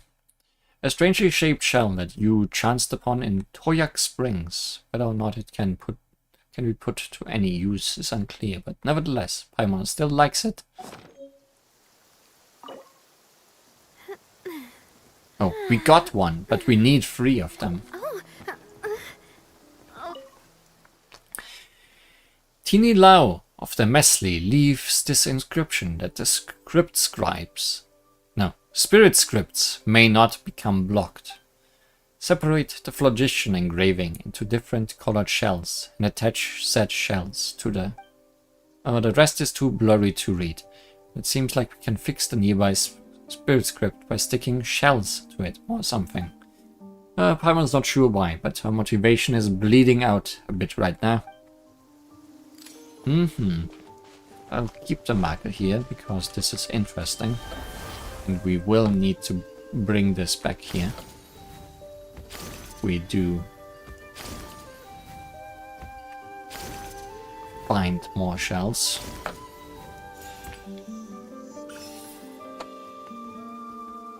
Why is there one there?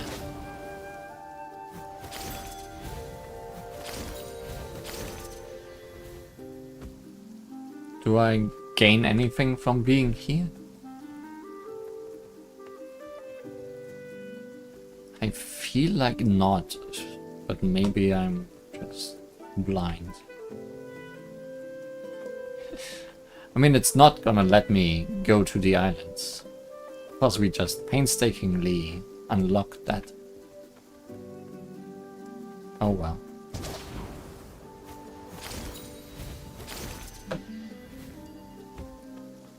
also made an oh, the enemy marker is because there's a quest marker here.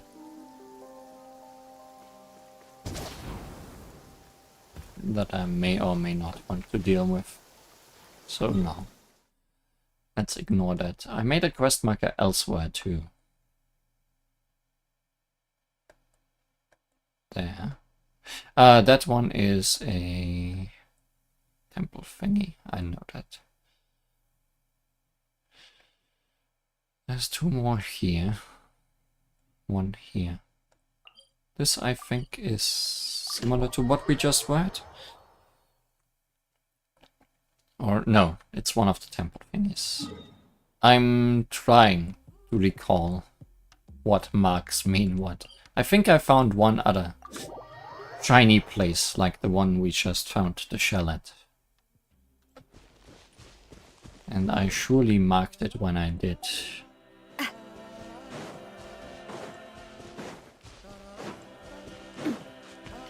Now we need to recall which one it is. No, that is also just a temple thing. This one?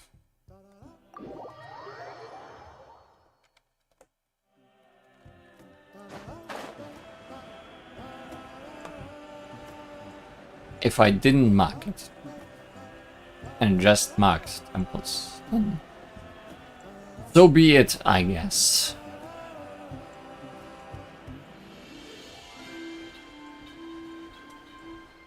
Oh no, this was... yes, okay, this was a shiny thing. Not similar to that, but similar to where we started our journey with Crab.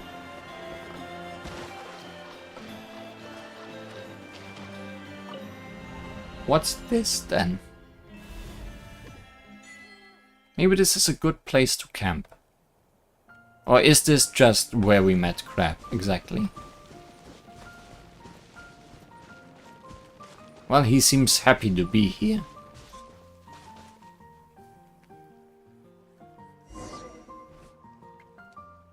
Paimon had a guess when she saw the pillars outside, but she really didn't expect to end up here. Rawr, rawr. Looks like you like this place at least, though it does make sense. After all, you must have spent a lot of time here before you met us. One wonders if those glowy pillars will disappear after we leave this time. Still, let's clean up a bit first, then rest for a while. You, Crab, and Paimon tidy up the place together. Heh, now it looks pretty good. Rawr, rawr. You're pretty excited, aren't you, Crab? Don't you have something you want to tell? Do you have something you want to tell us? Rawr, rawr. Rawr, rawr. Huh. Do you want us to turn around? You didn't prepare a surprise for us, did you? You're so easy to read as an open book. Alright then, we'll play along. You and Paimon turn around, and all you can hear is the continuous clinking and jingling. It sounds like Crab is tinkering with something. After a short while, Crab lets out a roar roar. It's probably time to turn back around. Whoa, that's a lot of stuff. Let Paimon have a look. Let's see. A super straight branch, a really round rock, and some strange food with a weird color and smell. Well, that's probably been left out for who knows how many days. Carefully selected and collected all these, didn't you? Are they gifts for us? Rawr, rawr. Still, we can't eat food that's been left out for so long. Whoever eats it, and that includes you, would get an upset stomach. So we've got to deal with that first. Rawr, rawr. This rock is really round. And it's shiny too. We've crossed a lot of rivers and we've seen a lot of round rocks. So you can believe us when we say this stone is a gem amongst rocks. Rawr, rawr. We'll happily take it all. Just put it all in Paimon's secret stash backpack pouch. Maybe they'll come in handy someday. Are you hiding them inside your weird space cape? Since Crab gave us a gift, we should give him a gift in return. Let Paimon see what she's got in her secret stash. Just what have you squirreled away, Paimon? Paimon said it's her secret, private stash. Even if we are the bestest of buddies, that's not something Paimon can just tell you, you know? Anyway, there's plenty enough to give Crab a gift. Ta-da! It's a super shiny gem. Do you like it, Crab? Rawr, rawr! Oh, guess Paimon's picked up just the right thing, huh? Hey, be careful now. Don't drop it. Oh boy, why does Paimon feel like you'll lose the gem if you hold on to it like that? Why don't we go find the Children of Echoes? If anyone got gemsmiths who could shape it for us, it'd be them.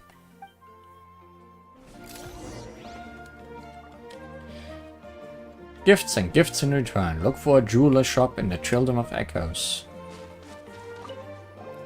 Rawr! How are you feeling today? Rawr, rawr! Hey, Crab sure looks like he's in a good mood.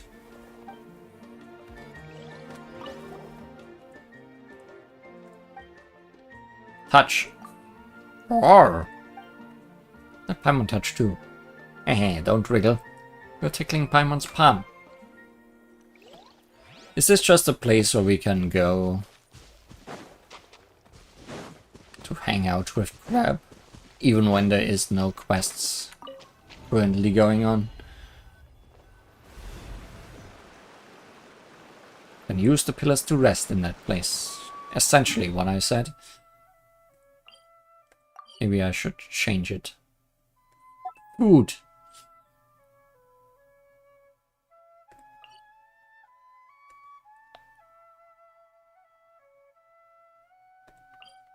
Don't wanna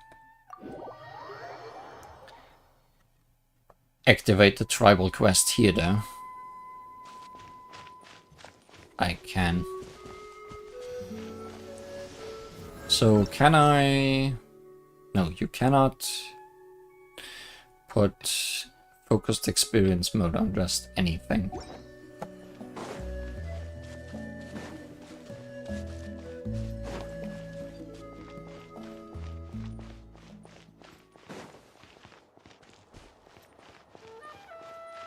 A jeweler. Well, this looks like the correct place to me.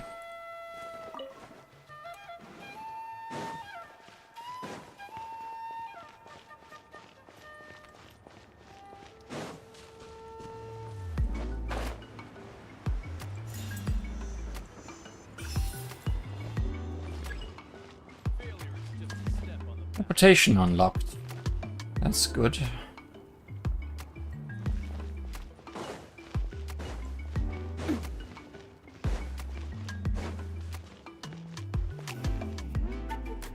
Workshop. Things in this world are often a mixture of fortune and woes. And why do you say that? Let me give you a practical example. Say that on a certain date, a long time ago, ta-da! You were born into the Children of Echoes.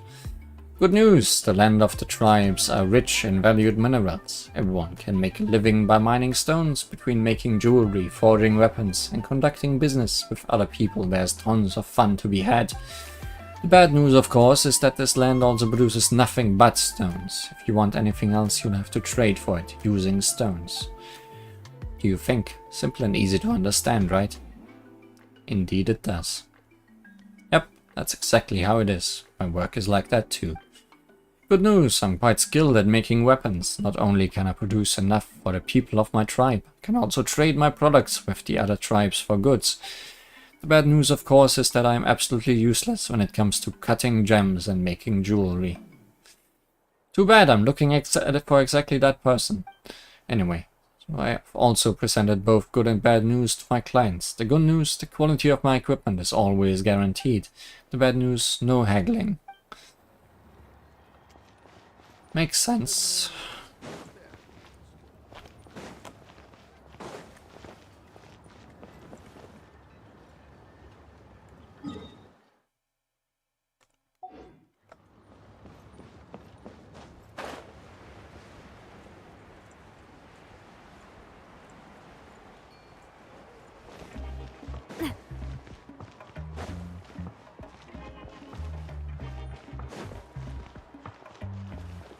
The chief will not make jewels for us. I got burned.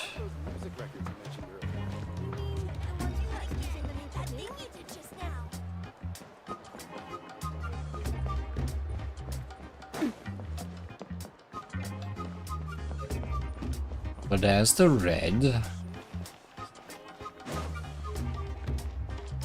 Gem merchant is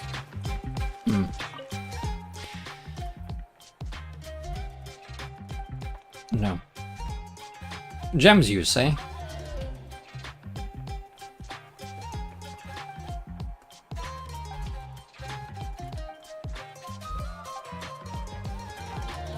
No.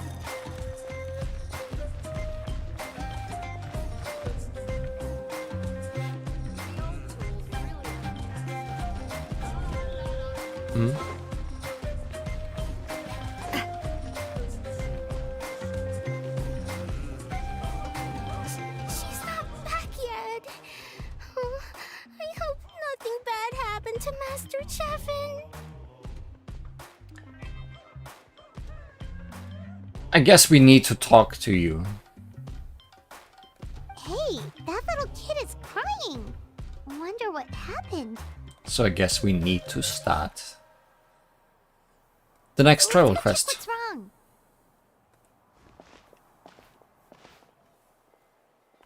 But maybe the first act is as short as for the other tribal quest. Hello, is something the matter? Master Chevin, she went to gather volcanic crystals, but she's still not back yet. I told the guards, but they said they don't have people to spare. Plus, that area's super dangerous, with tons of monsters and bad guys. They have to finish making preparations before they can try to rescue her. But it'll be too late by then. Don't worry, we'll look for her. So, you'll help? Great! I'll just make a quick sketch to show you where the guards went earlier.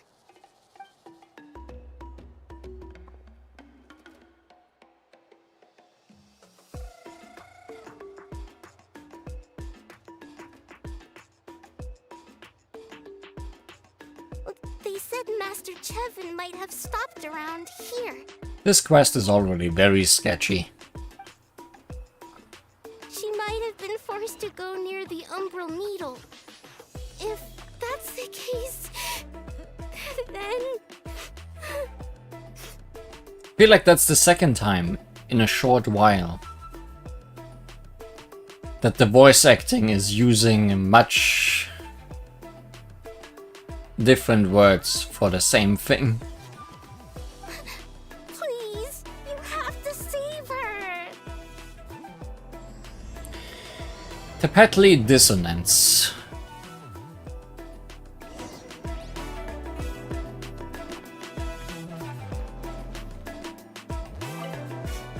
Please. I guess I can't talk to you unless I do that.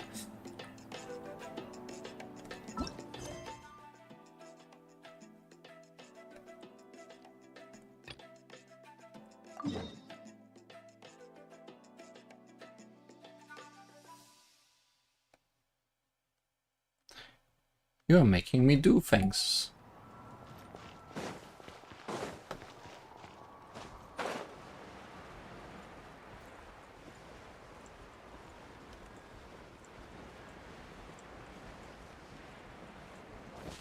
Surely it will not be very involved. Is there really no closer teleport? Guess there's this. Possibly that. You were just here.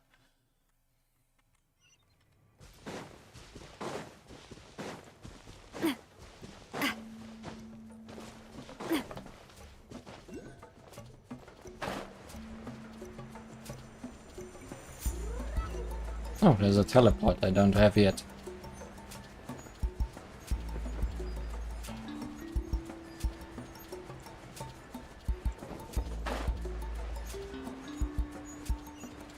And there's people in trouble. And another quest. And. So much things. Pins of rock entwined with golden runes.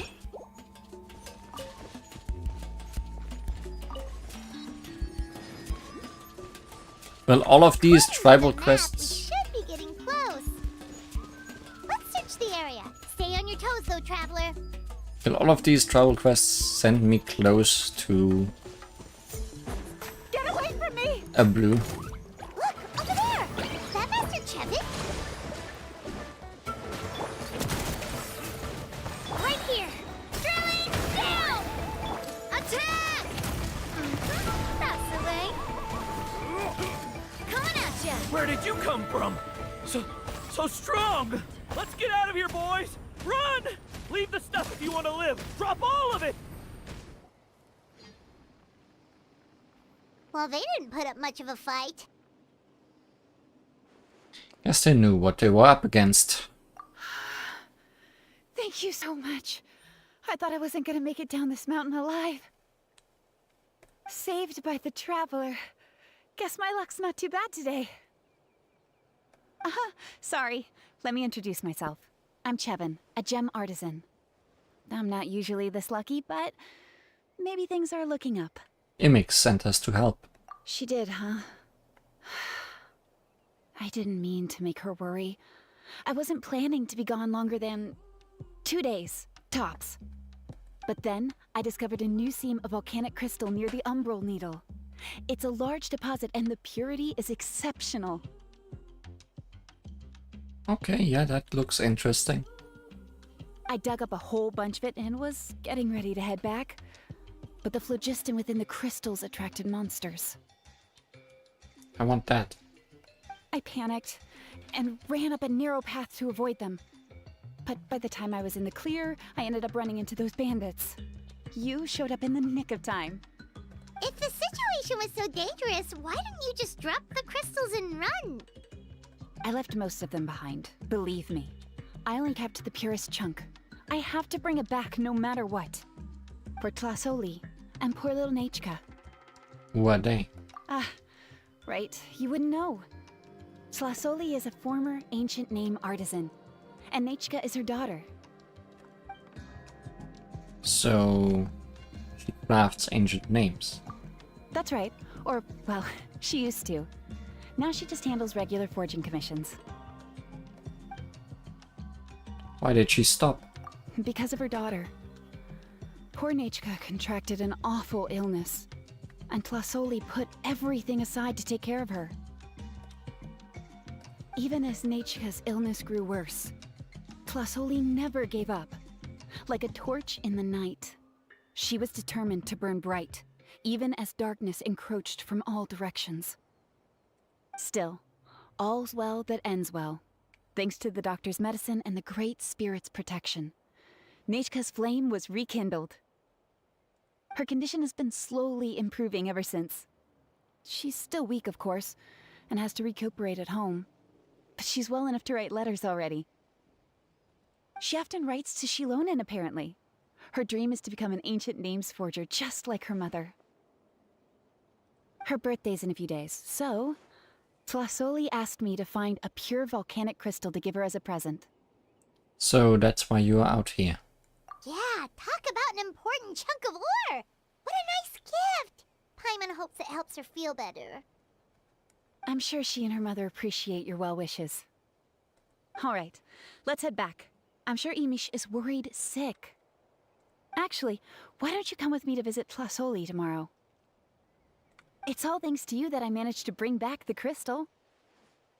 You deserve a reward for helping us protect something so significant. Just hope it can make Nechka happy. That's right! A good mood makes for a quick recovery! And of course, we wouldn't say no to a little gift. Don't worry, something tells me you'll like this one. But I'll let Tlasoli tell you what it is herself.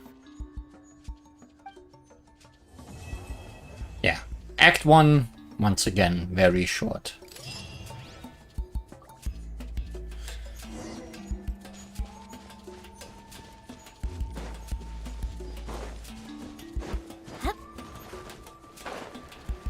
Oh, not climbable surface, huh?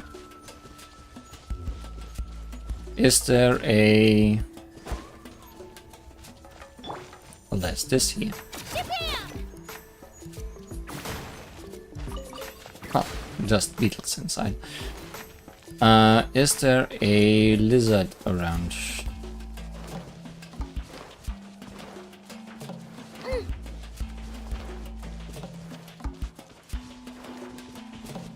That's a deer, not a lizard.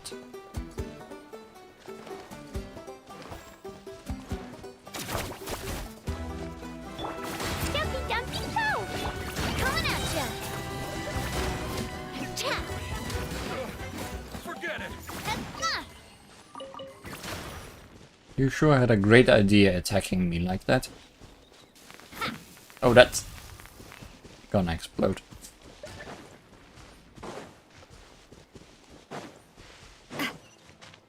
Just wanna climb that. I'm assuming you can't climb it either. You can climb that. Never mind, I don't need a lizard.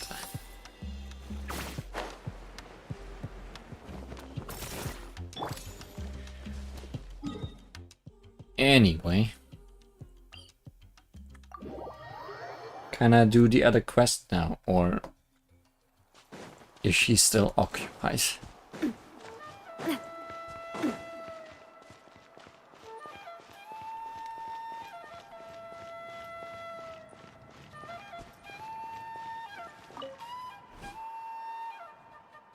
Welcome to our shop.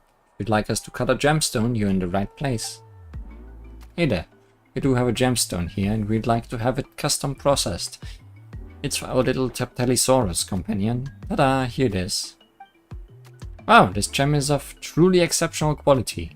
Look at the size and how clear it is. If you'd like a custom job, then processing it will be quite difficult.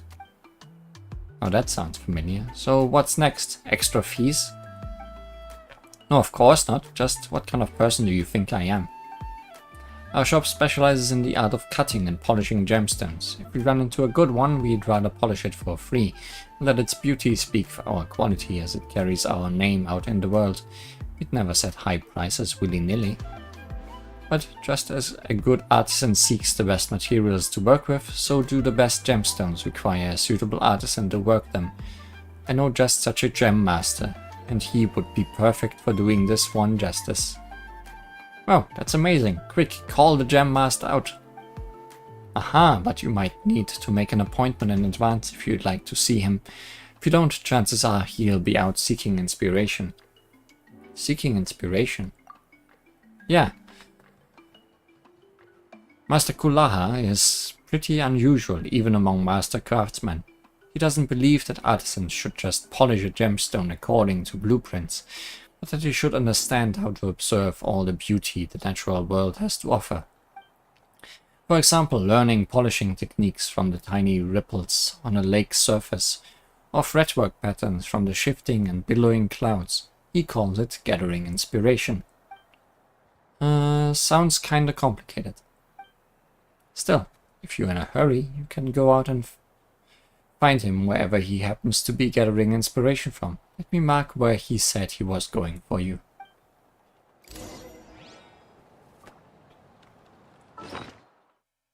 Wrong button.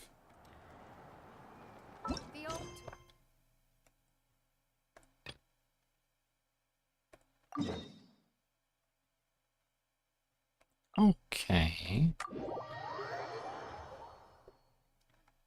This quest is also... I don't mind where we go, as long as I have my friends with me. spiraling out a little bit.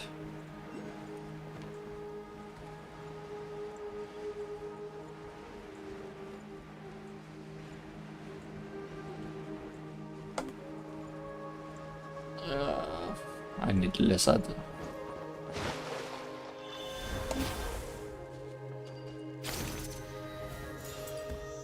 Thanks, lizard.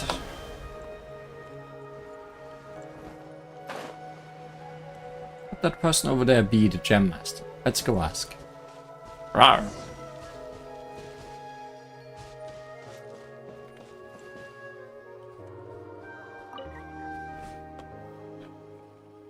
Excuse me, are you Master Kulaha?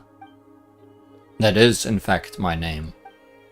Haha, so you're the gem master who is looking for inspiration. We came looking for you based on Imik's recommendation. We noticed you were staring at the tree just now. Were you in the middle of mining for gems or creativity? Actually, forget it. It's not important anymore. Is there something I can help you with? We brought a beautiful gemstone and we were hoping you'd process it for Crab. Hey, come on, Crab, show him. Rawr, rawr. Eh? You hear the fluttering of avian wings by your ears. By the time you recover, the gem has vanished from Crab's claws without a trace. Rawr, roar! Well, wait a sec, where's the gem?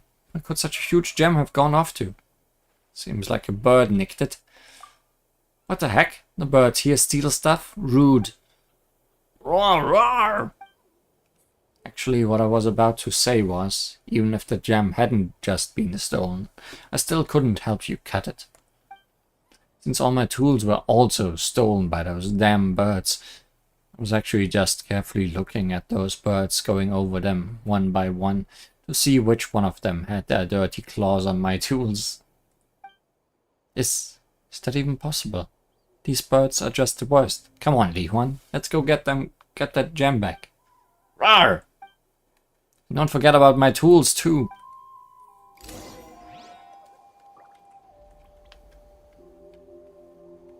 Yes, hey, give me control back.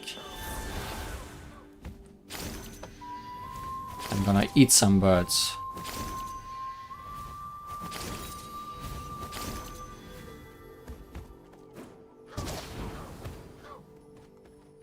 And its eggs. It's the master's carving toolbox, alright. Put it away for now. Hello, friend.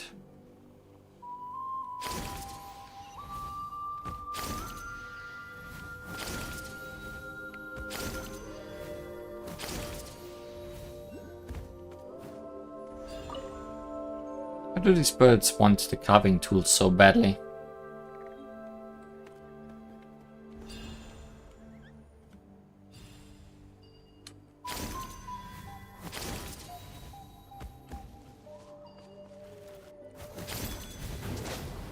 Almost fell.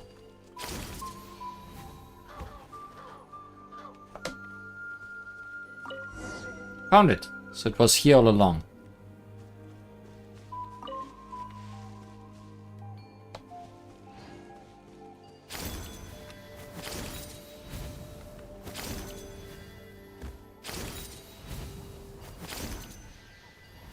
Can I find my way back to him?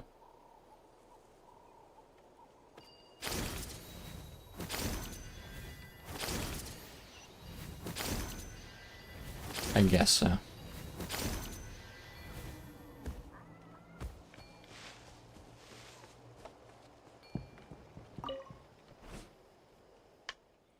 Can this be? My tools are back. Oh, this is amazing. I didn't get a good look before, but I must say now that that's one pretty gem. It's got the same fleshy yellow as a bird's tarsus. Bah! I shan't use those blasted scoundrels in my analogies. Like the sky just brightening at dawn, like the first rays of the sun. That kind of early morning sky color. Yeah, that's a good description. So that's the meaning of gathering inspiration. Oh, so you've heard of the practice before. Either way, just leave the gem to me. As I said before, I'll process it for free. Consider it a gift for your help in retrieving my tools. As for how long it will take, drop by the Gemporium in 2 days' time. Wait 2 days. Can do that.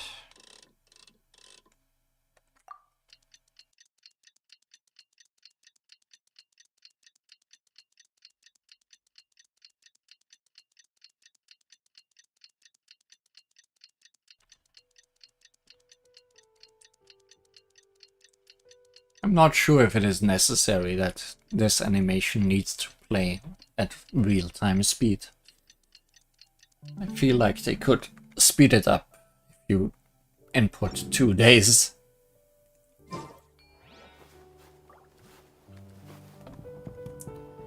Hey Imex, can you not? Why?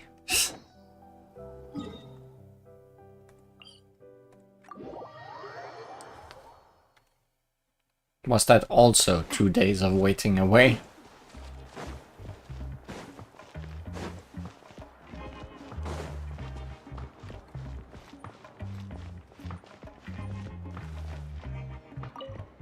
Hello, someone as radiant as you should definitely wear the most sparkly gems. Any recommendations? Our gemstones are super popular. These are all the stock we have at the moment. Pretty.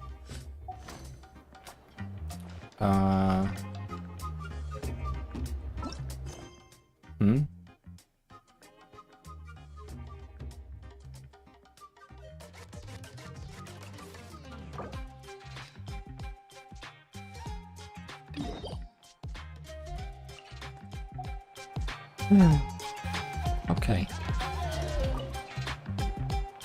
Oh, you're early. Looking forward to your gift? Well, I'm curious. I'm on too, but we're also here to see how Natchka's doing. It can't be easy to recover from such a serious illness. And then there's Plasoli. She had to give up what she loves. We just want to cheer them up. I've already asked someone to swing by and let Plasoli know we're coming. She's probably made all the necessary preparations. Let's go then. Do you mind watching the story, Mish? I'll be right back. Act 2. Horse Echoes.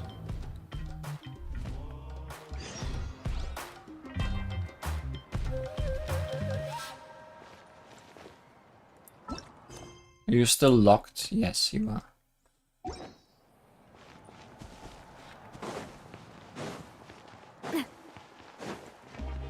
Oh, guess we are doing this Act 2 too.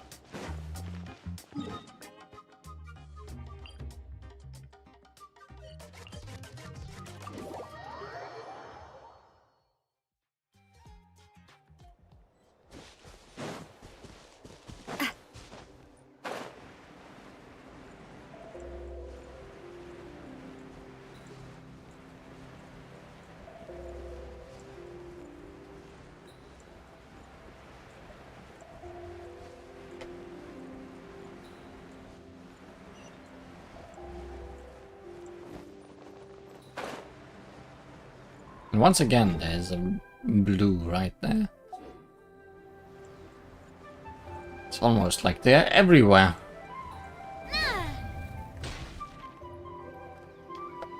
Here we are.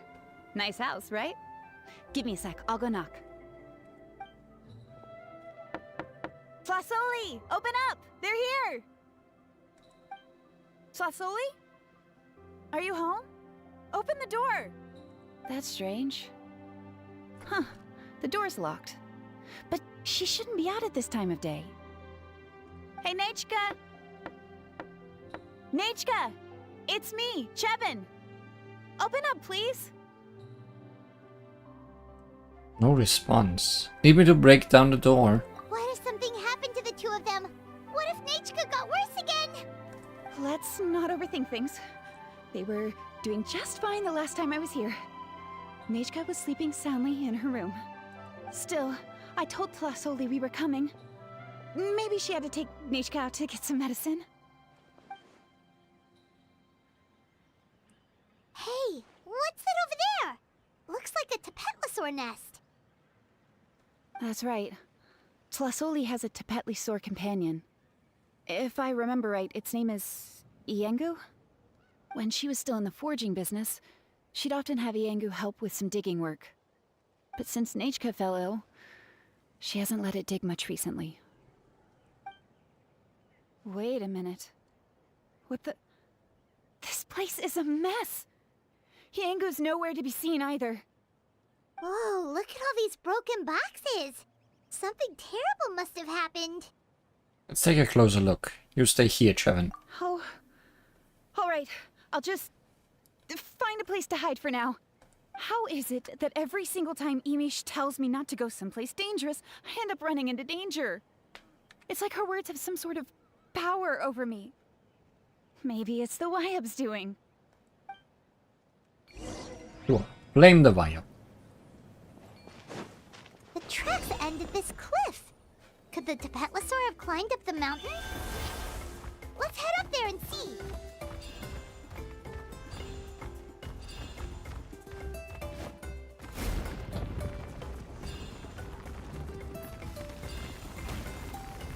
Ouch. Okay, that's a dangerous cliff.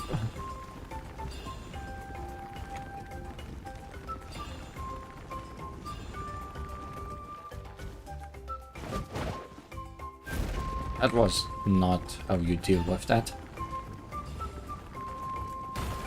That's how you deal with that.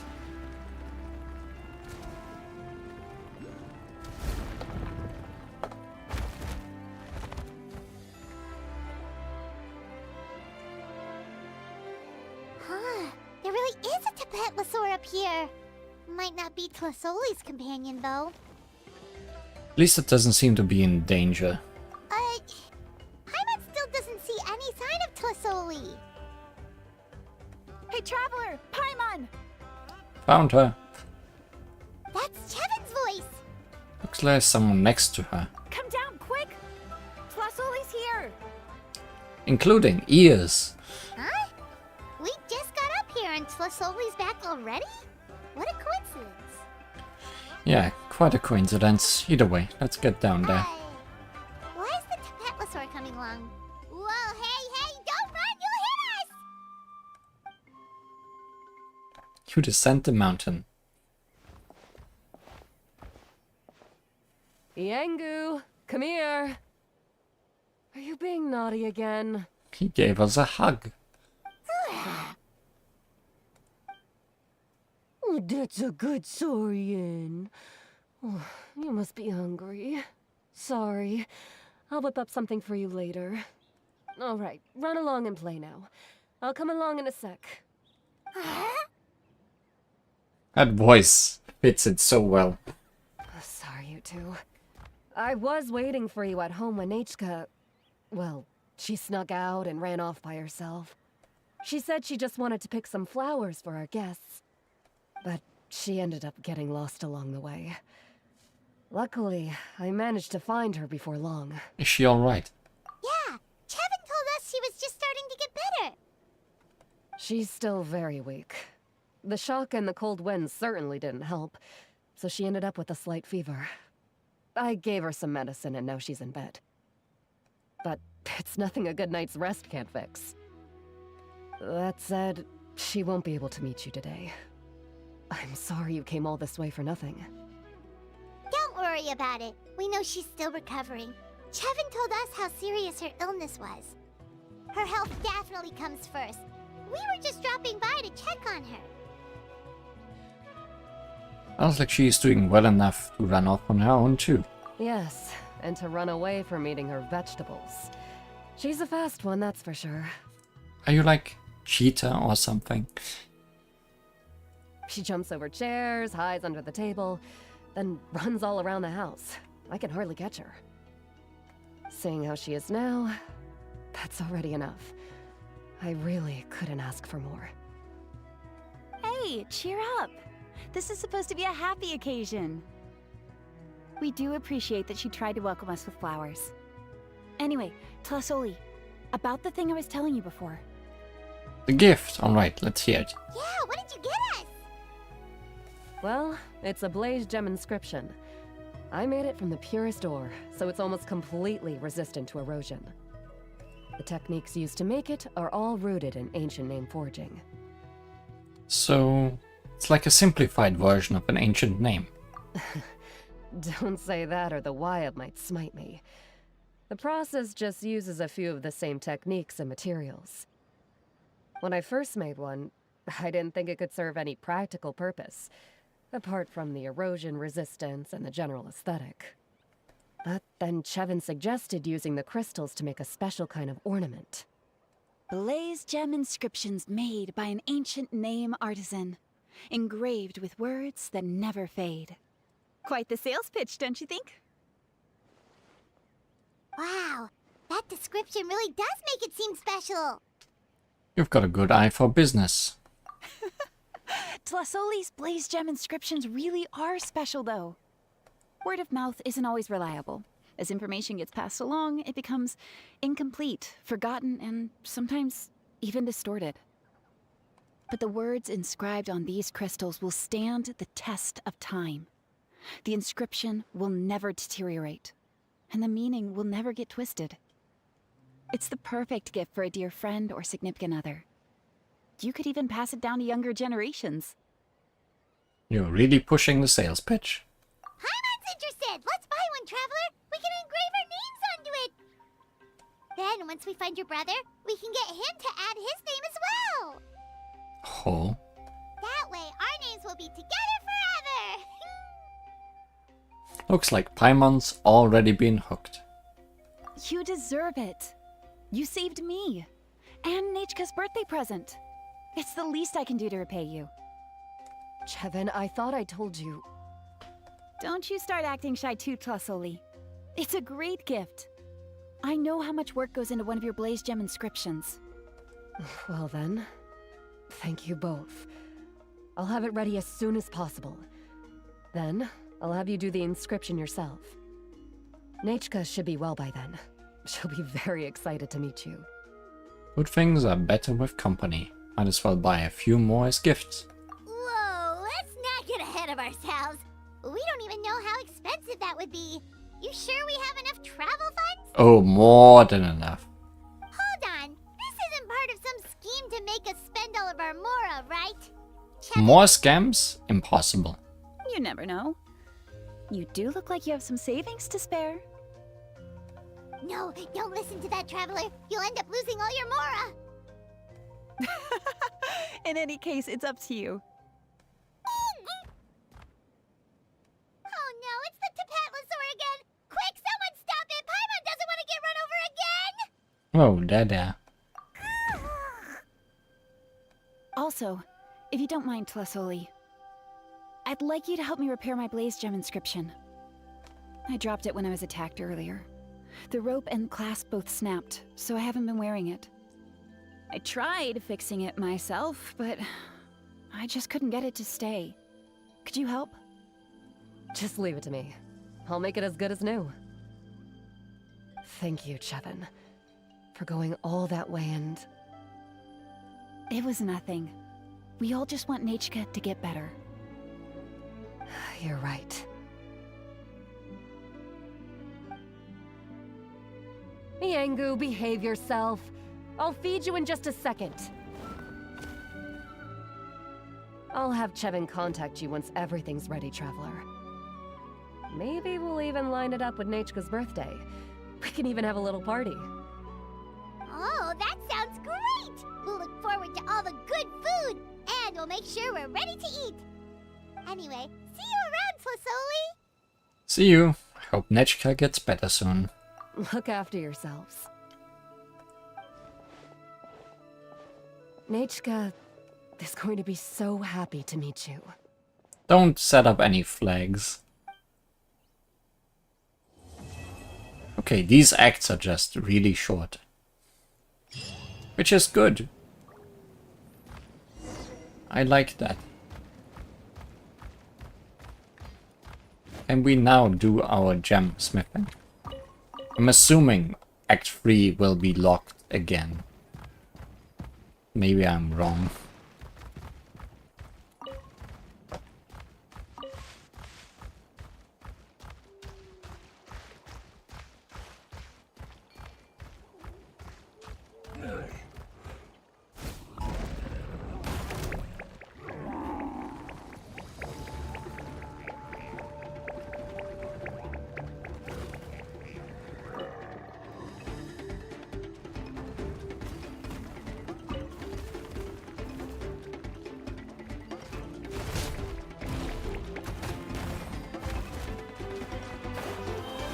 Dinosaur controls still something I'm struggling a little bit with. Clear the area! Thrust and rebuild!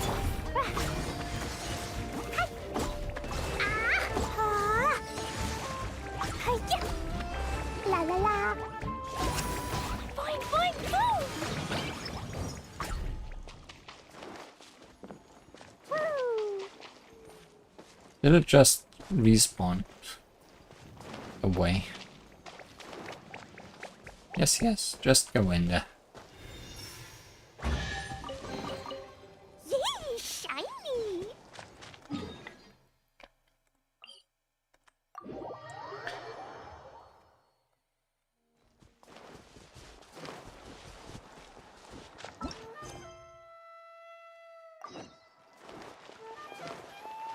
Da da da!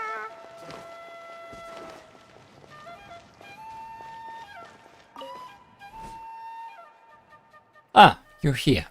Master Kula has already left your processed gem in the shop, leaving instructions that I personally delivered to you. Huh? Master Kula isn't here today either. That's right, he's out gathering inspiration yet again. By the way, he also made a set of blocks to carry with him, saying it was to prevent his tools from being stolen. Which is weird. Would anyone want to steal our cutting tools and sell them? Of course they wouldn't, it's because... Ah, so Imish still doesn't know they were stolen by birds. Let's spare Kulaha the embarrassment. Because there's someone who thinks they can steal his skills that way too. Forget it. Anyway, we'll take that gem. The shape is so pretty. That's what you call a masterwork, huh? Rawr! Looks like Crab really likes it too. Allow me to thank you on Crab's behalf. Hey now, as long as your little saurian likes it, I'll be sure to pass on your compliments to Master Kulaha. Please come again.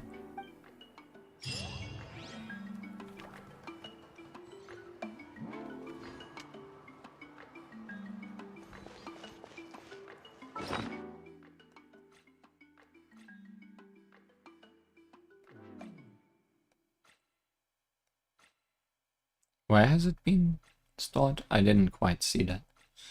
Can we go back to the thing? Then. Or is that just the end of it? Like, the quest disappeared.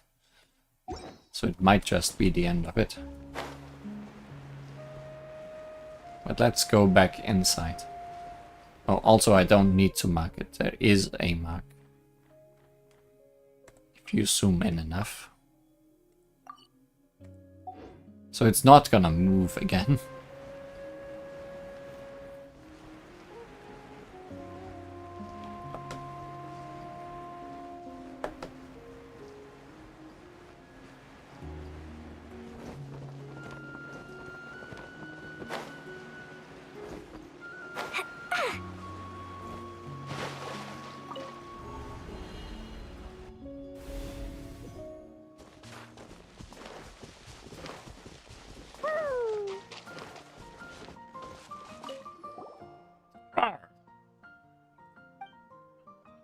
How are you feeling today? Rawr, rawr. Okay, guess there is nothing more to it. For the moment. Then, for the last thing I wanted to do today, because these were not things I wanted to do today. Also, none of the other marks were shell then. Because I don't think there was anything else similar to that. Maybe I'll find them in the future then. But that is of no concern right now. Traces of artistry, however, got updated twice. With wind and water. Or grass and water. It's probably grass and water. I did all the photo things and battle things. But I think the running challenges are interesting to look at.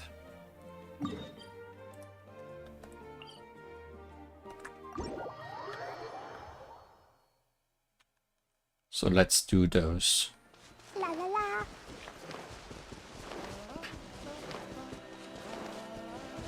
And probably talk to our artisan friend because I can already see her standing there.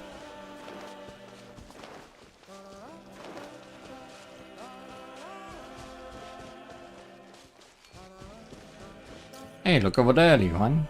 There's someone near the Spirit Way. So, you've also come to the Science of the Canopies territory. Some pretty nice views around here, wouldn't you say? Standing way up high, you can see all kinds of terrain. The shapes of all kinds of things will also look different. Phew. Ah. Don't be dazzling. We didn't think you'd get here before us, though you don't look so good. Need to catch your breath. This is why I envy the tribe's warriors so much, with their endless reserves of stamina. Graffiti is also hard work, but our bodies just can't keep up.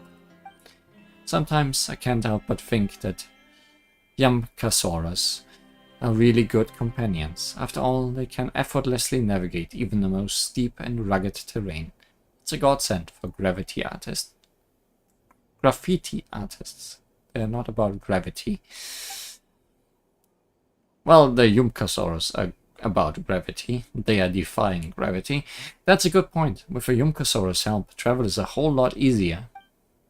Of course, though I'm not at all saying that Teptlisaurus companions aren't good enough. After all, Yumkasaur couldn't even begin to imagine how to do some of the things they can. Like helping to excavate critical ores from deep underground and making paints with some amazing effects. Now that's priceless. Plus, looking at things from a much broader perspective, the most important thing about your companion isn't their abilities. I care more about the emotional connection. Who cares about all that utilitarian codswallow? Even if climbing mountains and crossing rivers is a bit more tiring for me, so what? There's no way I'd even consider something like leaving the Children of Echoes and joining the Science of the Canopy, or anything ridiculous like that. Oof, sorry for throwing all that at you. I must be getting dizzy from exhaustion. Let me take a little break. I never thought the dopey Dazzler would be able to get so serious. Well, now we know you are the type of person who cares a lot about their companions and camaraderie. Paimon and Lihuan are like that too. When we make friends, we never think, what can this person do for me? It all starts with, what would you call it? Serendipity? Yeah, something like that. Speaking of companions, there's a powerful Saurian hunter among the Scions of the Canopy named Kinich. He is often accompanied by a rather extraordinary companion. Yeah, we met them. That companion's coloration is unusually vivid. Were I to use the professional lingo of Montanian painters, I'd say the saturation levels are really high, and far more deserving of the name Dazzler. And Kinich himself also has a very avant-garde sense of style. His appearance just screams natural artist. Shame though, lots of members of my alliance drew graffiti near his usual haunts to get his attention, but he doesn't seem to care at all. Seems like he really isn't into graffiti. Is that how the Graffiti Alliance usually recruits new members? Seems like a lot of time and effort. You can't force serendipity. Yeah, that's right. You can't force it. Super strong Saurian hunters are probably only attracted by other powerful fighters like you two. Once the two of you are famous members of the Graffiti Alliance, maybe then he'll take an interest in graffiti. That logic is pretty avant-garde too. Stuff like this you'll never know until you try. So there's no need to rush things. Alright, I'll take your advice this time. But you guys better work hard so you can accumulate enough inspiration ASAP. Why yes. Let's start.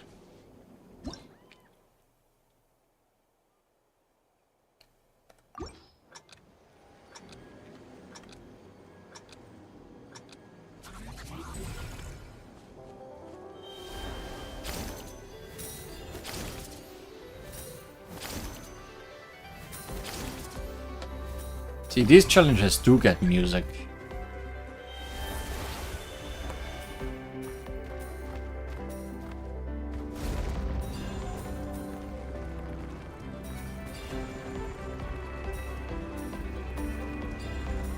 Why couldn't you play that during the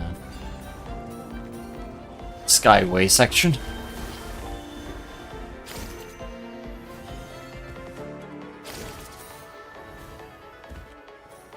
It's so majestic.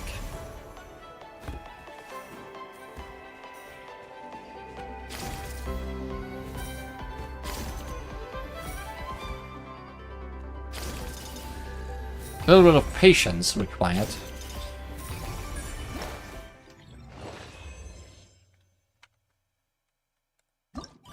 Double S.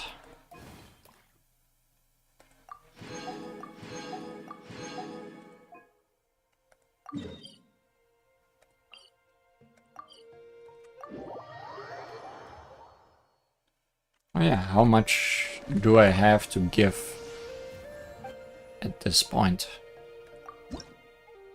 Oh, quite a bit.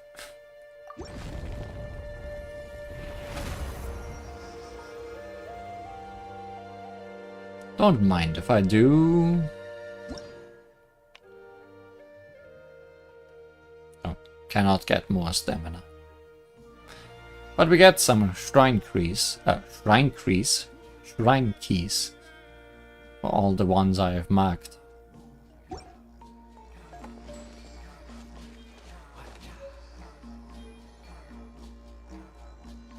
The next one's up there. Right here.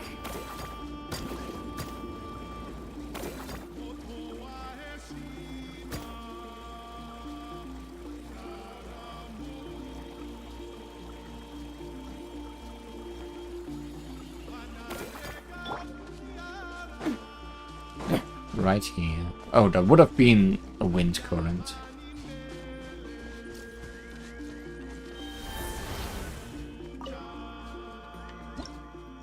I guess it doesn't matter.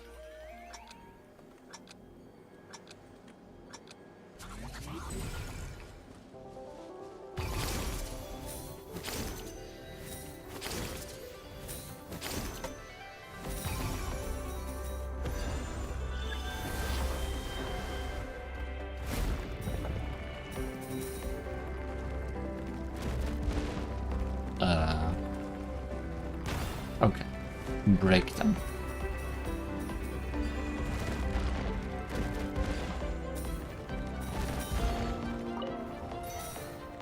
I think I actually missed some there. No? Perfect, you say?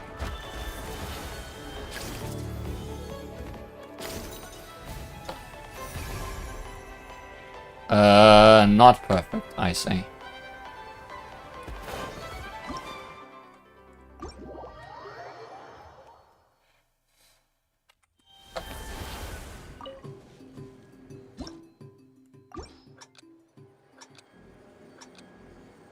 It was decidedly not perfect.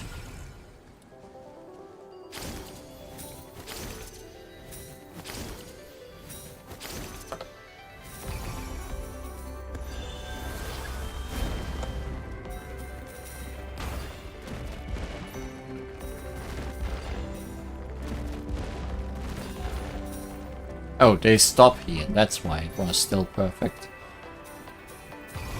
There was no reason to rush after them.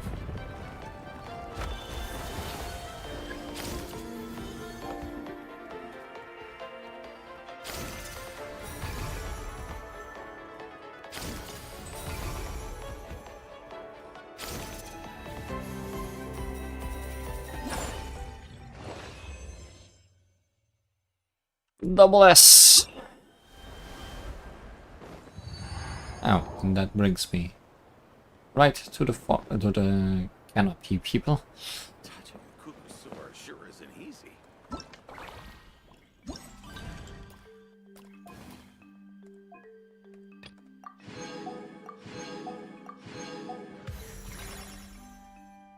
Nice. And finally, back to the springs where we started.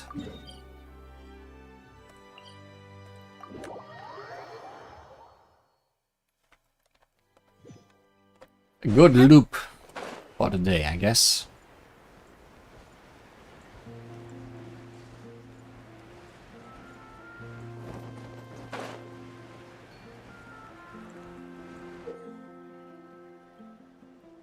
In the Flows True Form challenge with People of the Spring territory, you must collect as many challenge coins and destroy as many flow-light targets as possible within the time limit. New encounter flow-light targets, you can use attacks to destroy them.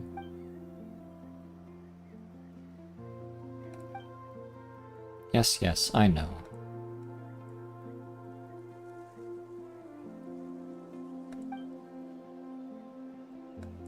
Yes, yes, I know.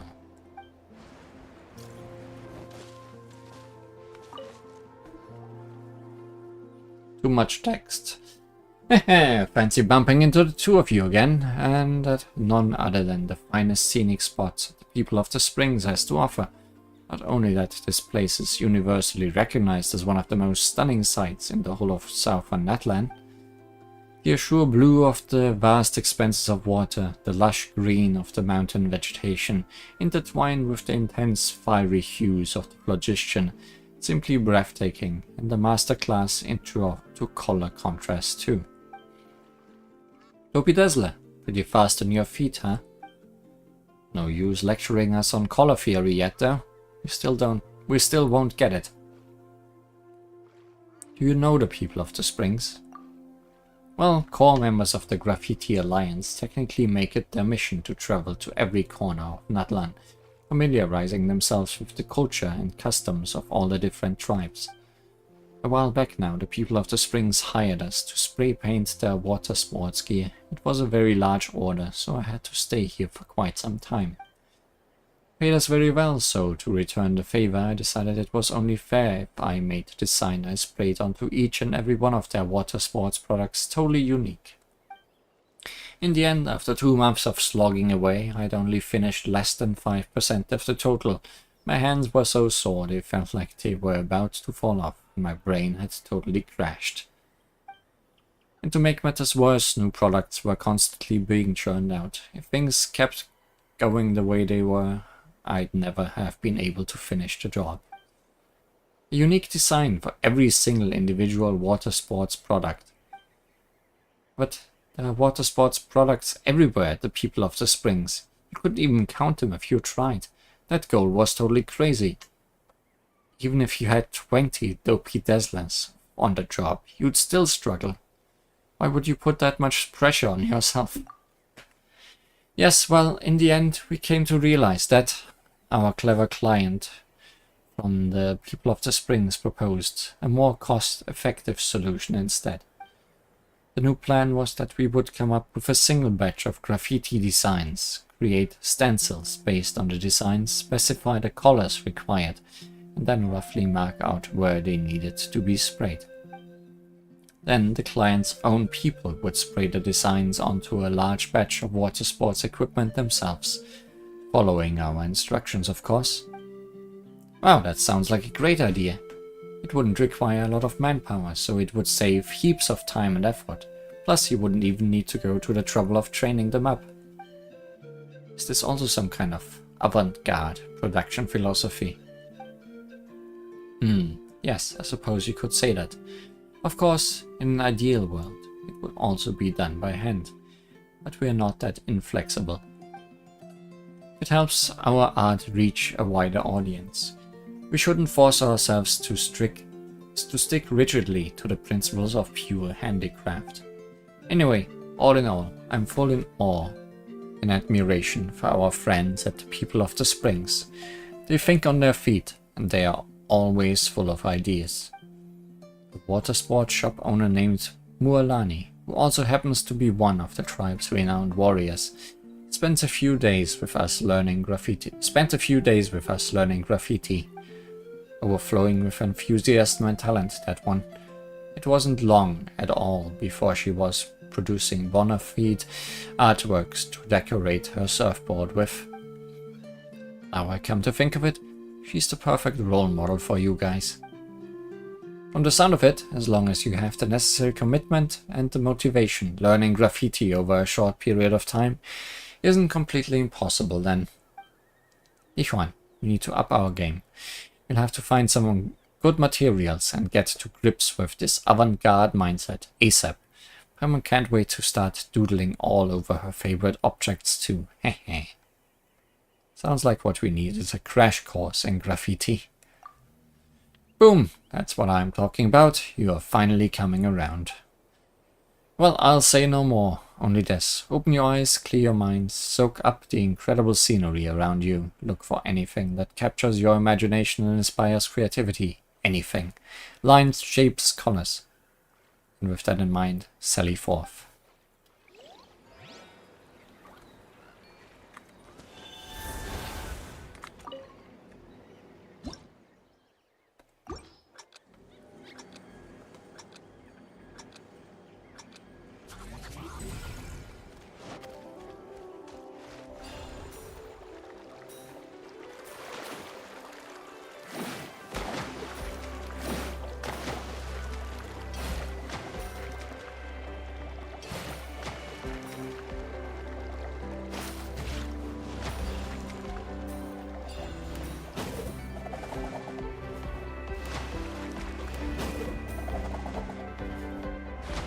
Too much forward movement. Bad if you just want to jump straight up.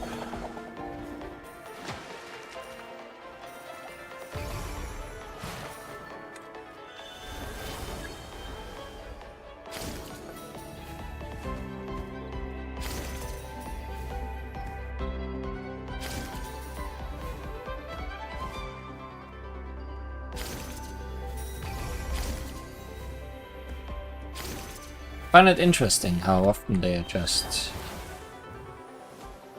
making you wait a little bit.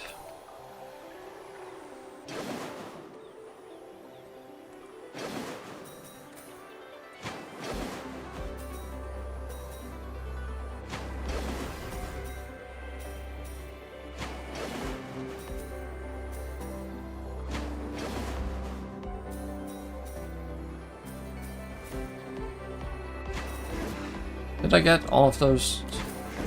Or did I miss one in the first of these jumps? No, perfect. Still perfect.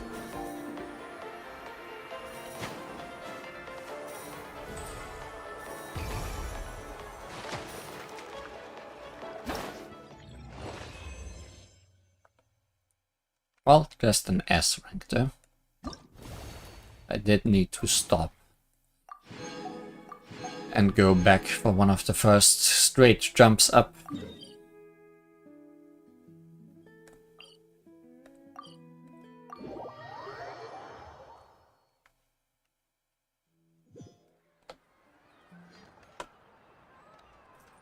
Where?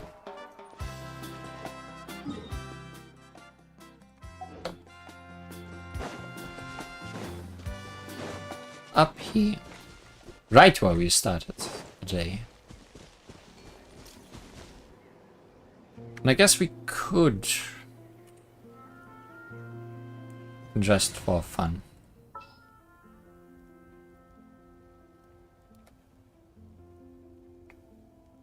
look for Mualani. Oh. Hey guys, how's it going? Good, great.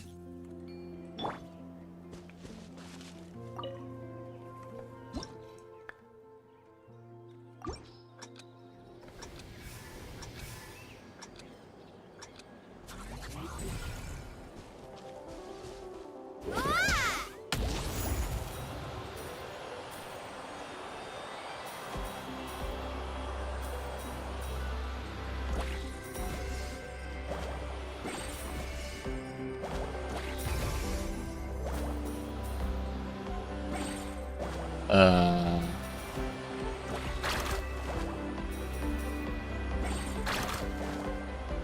think I missed one. First one. Those.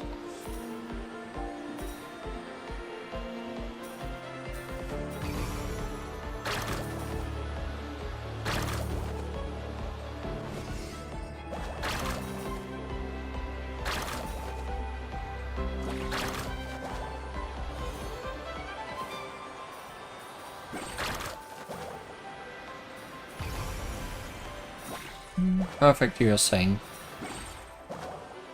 I don't know for how far back that counts.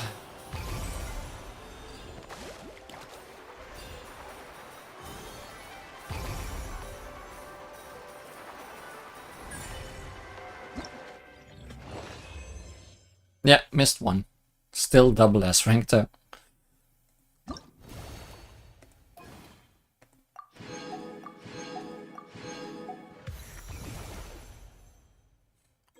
Graffiti complete. Completely. Share the first time. Awesome. Oh yeah. Ooh, full picture.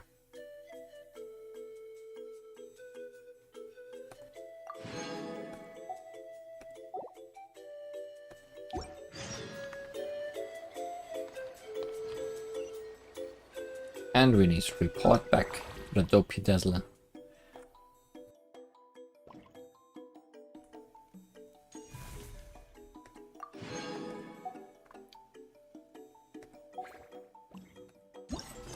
One afterward.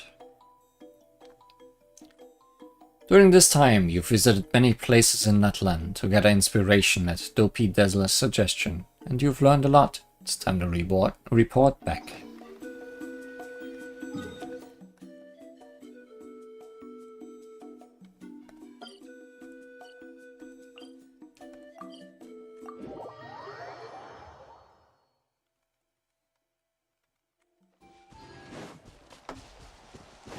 Carving waves!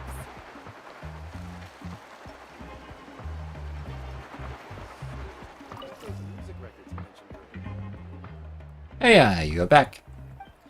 Judging by your looks, I assume you've seen some spots, gathered some materials, and found your inspiration. Well, sorta. We certainly had fun along the way. Having a specific goal in mind helped us notice lots of details we wouldn't have before. This material gathering project has been a real eye-opener for us, and we've come away with lots of samples too. Just a shame that we might not be able to use them all in our graffiti.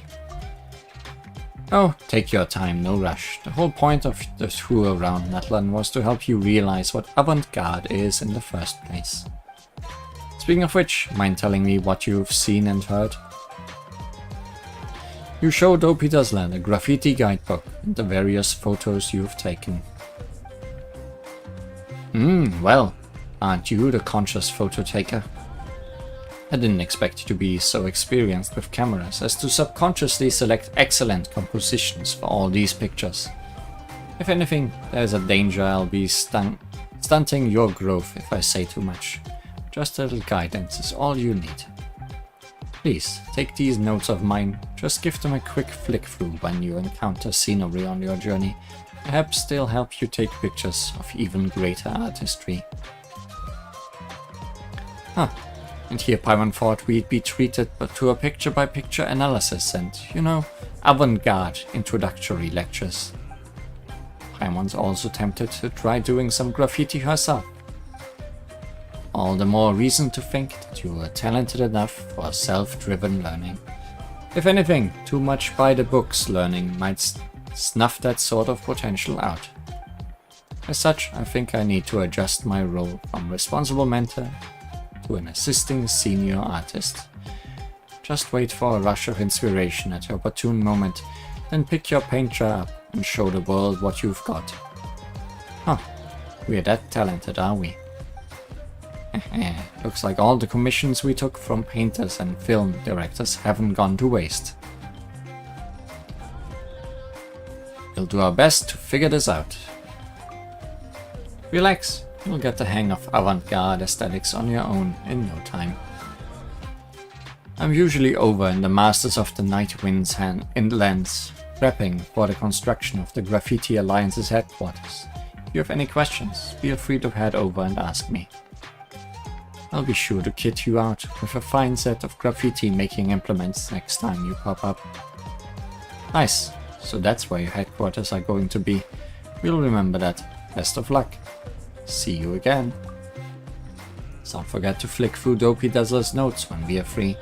Can't do our artistic instincts any harm, huh? Who knows, we might make a fortune from showing off our skills as graffiti grandmasters someday.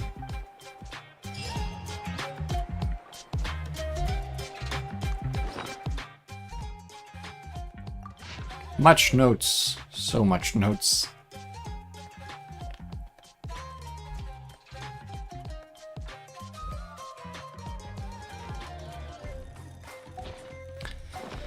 Wonder if there will be a part 2 of that graffiti event when we actually get to the other tribes. Maybe to get to know them.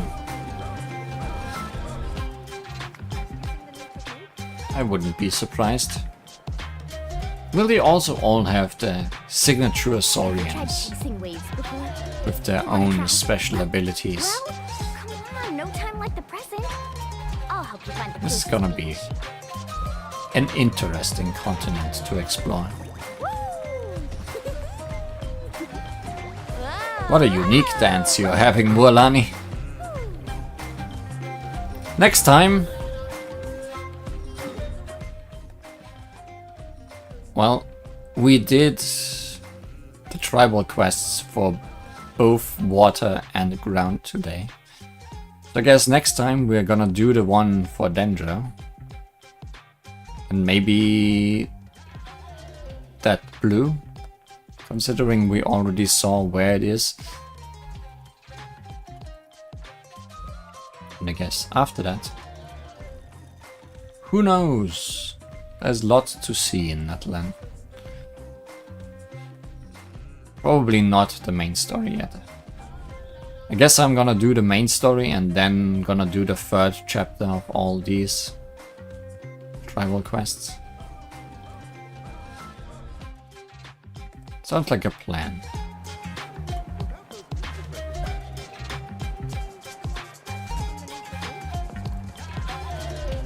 See you next time.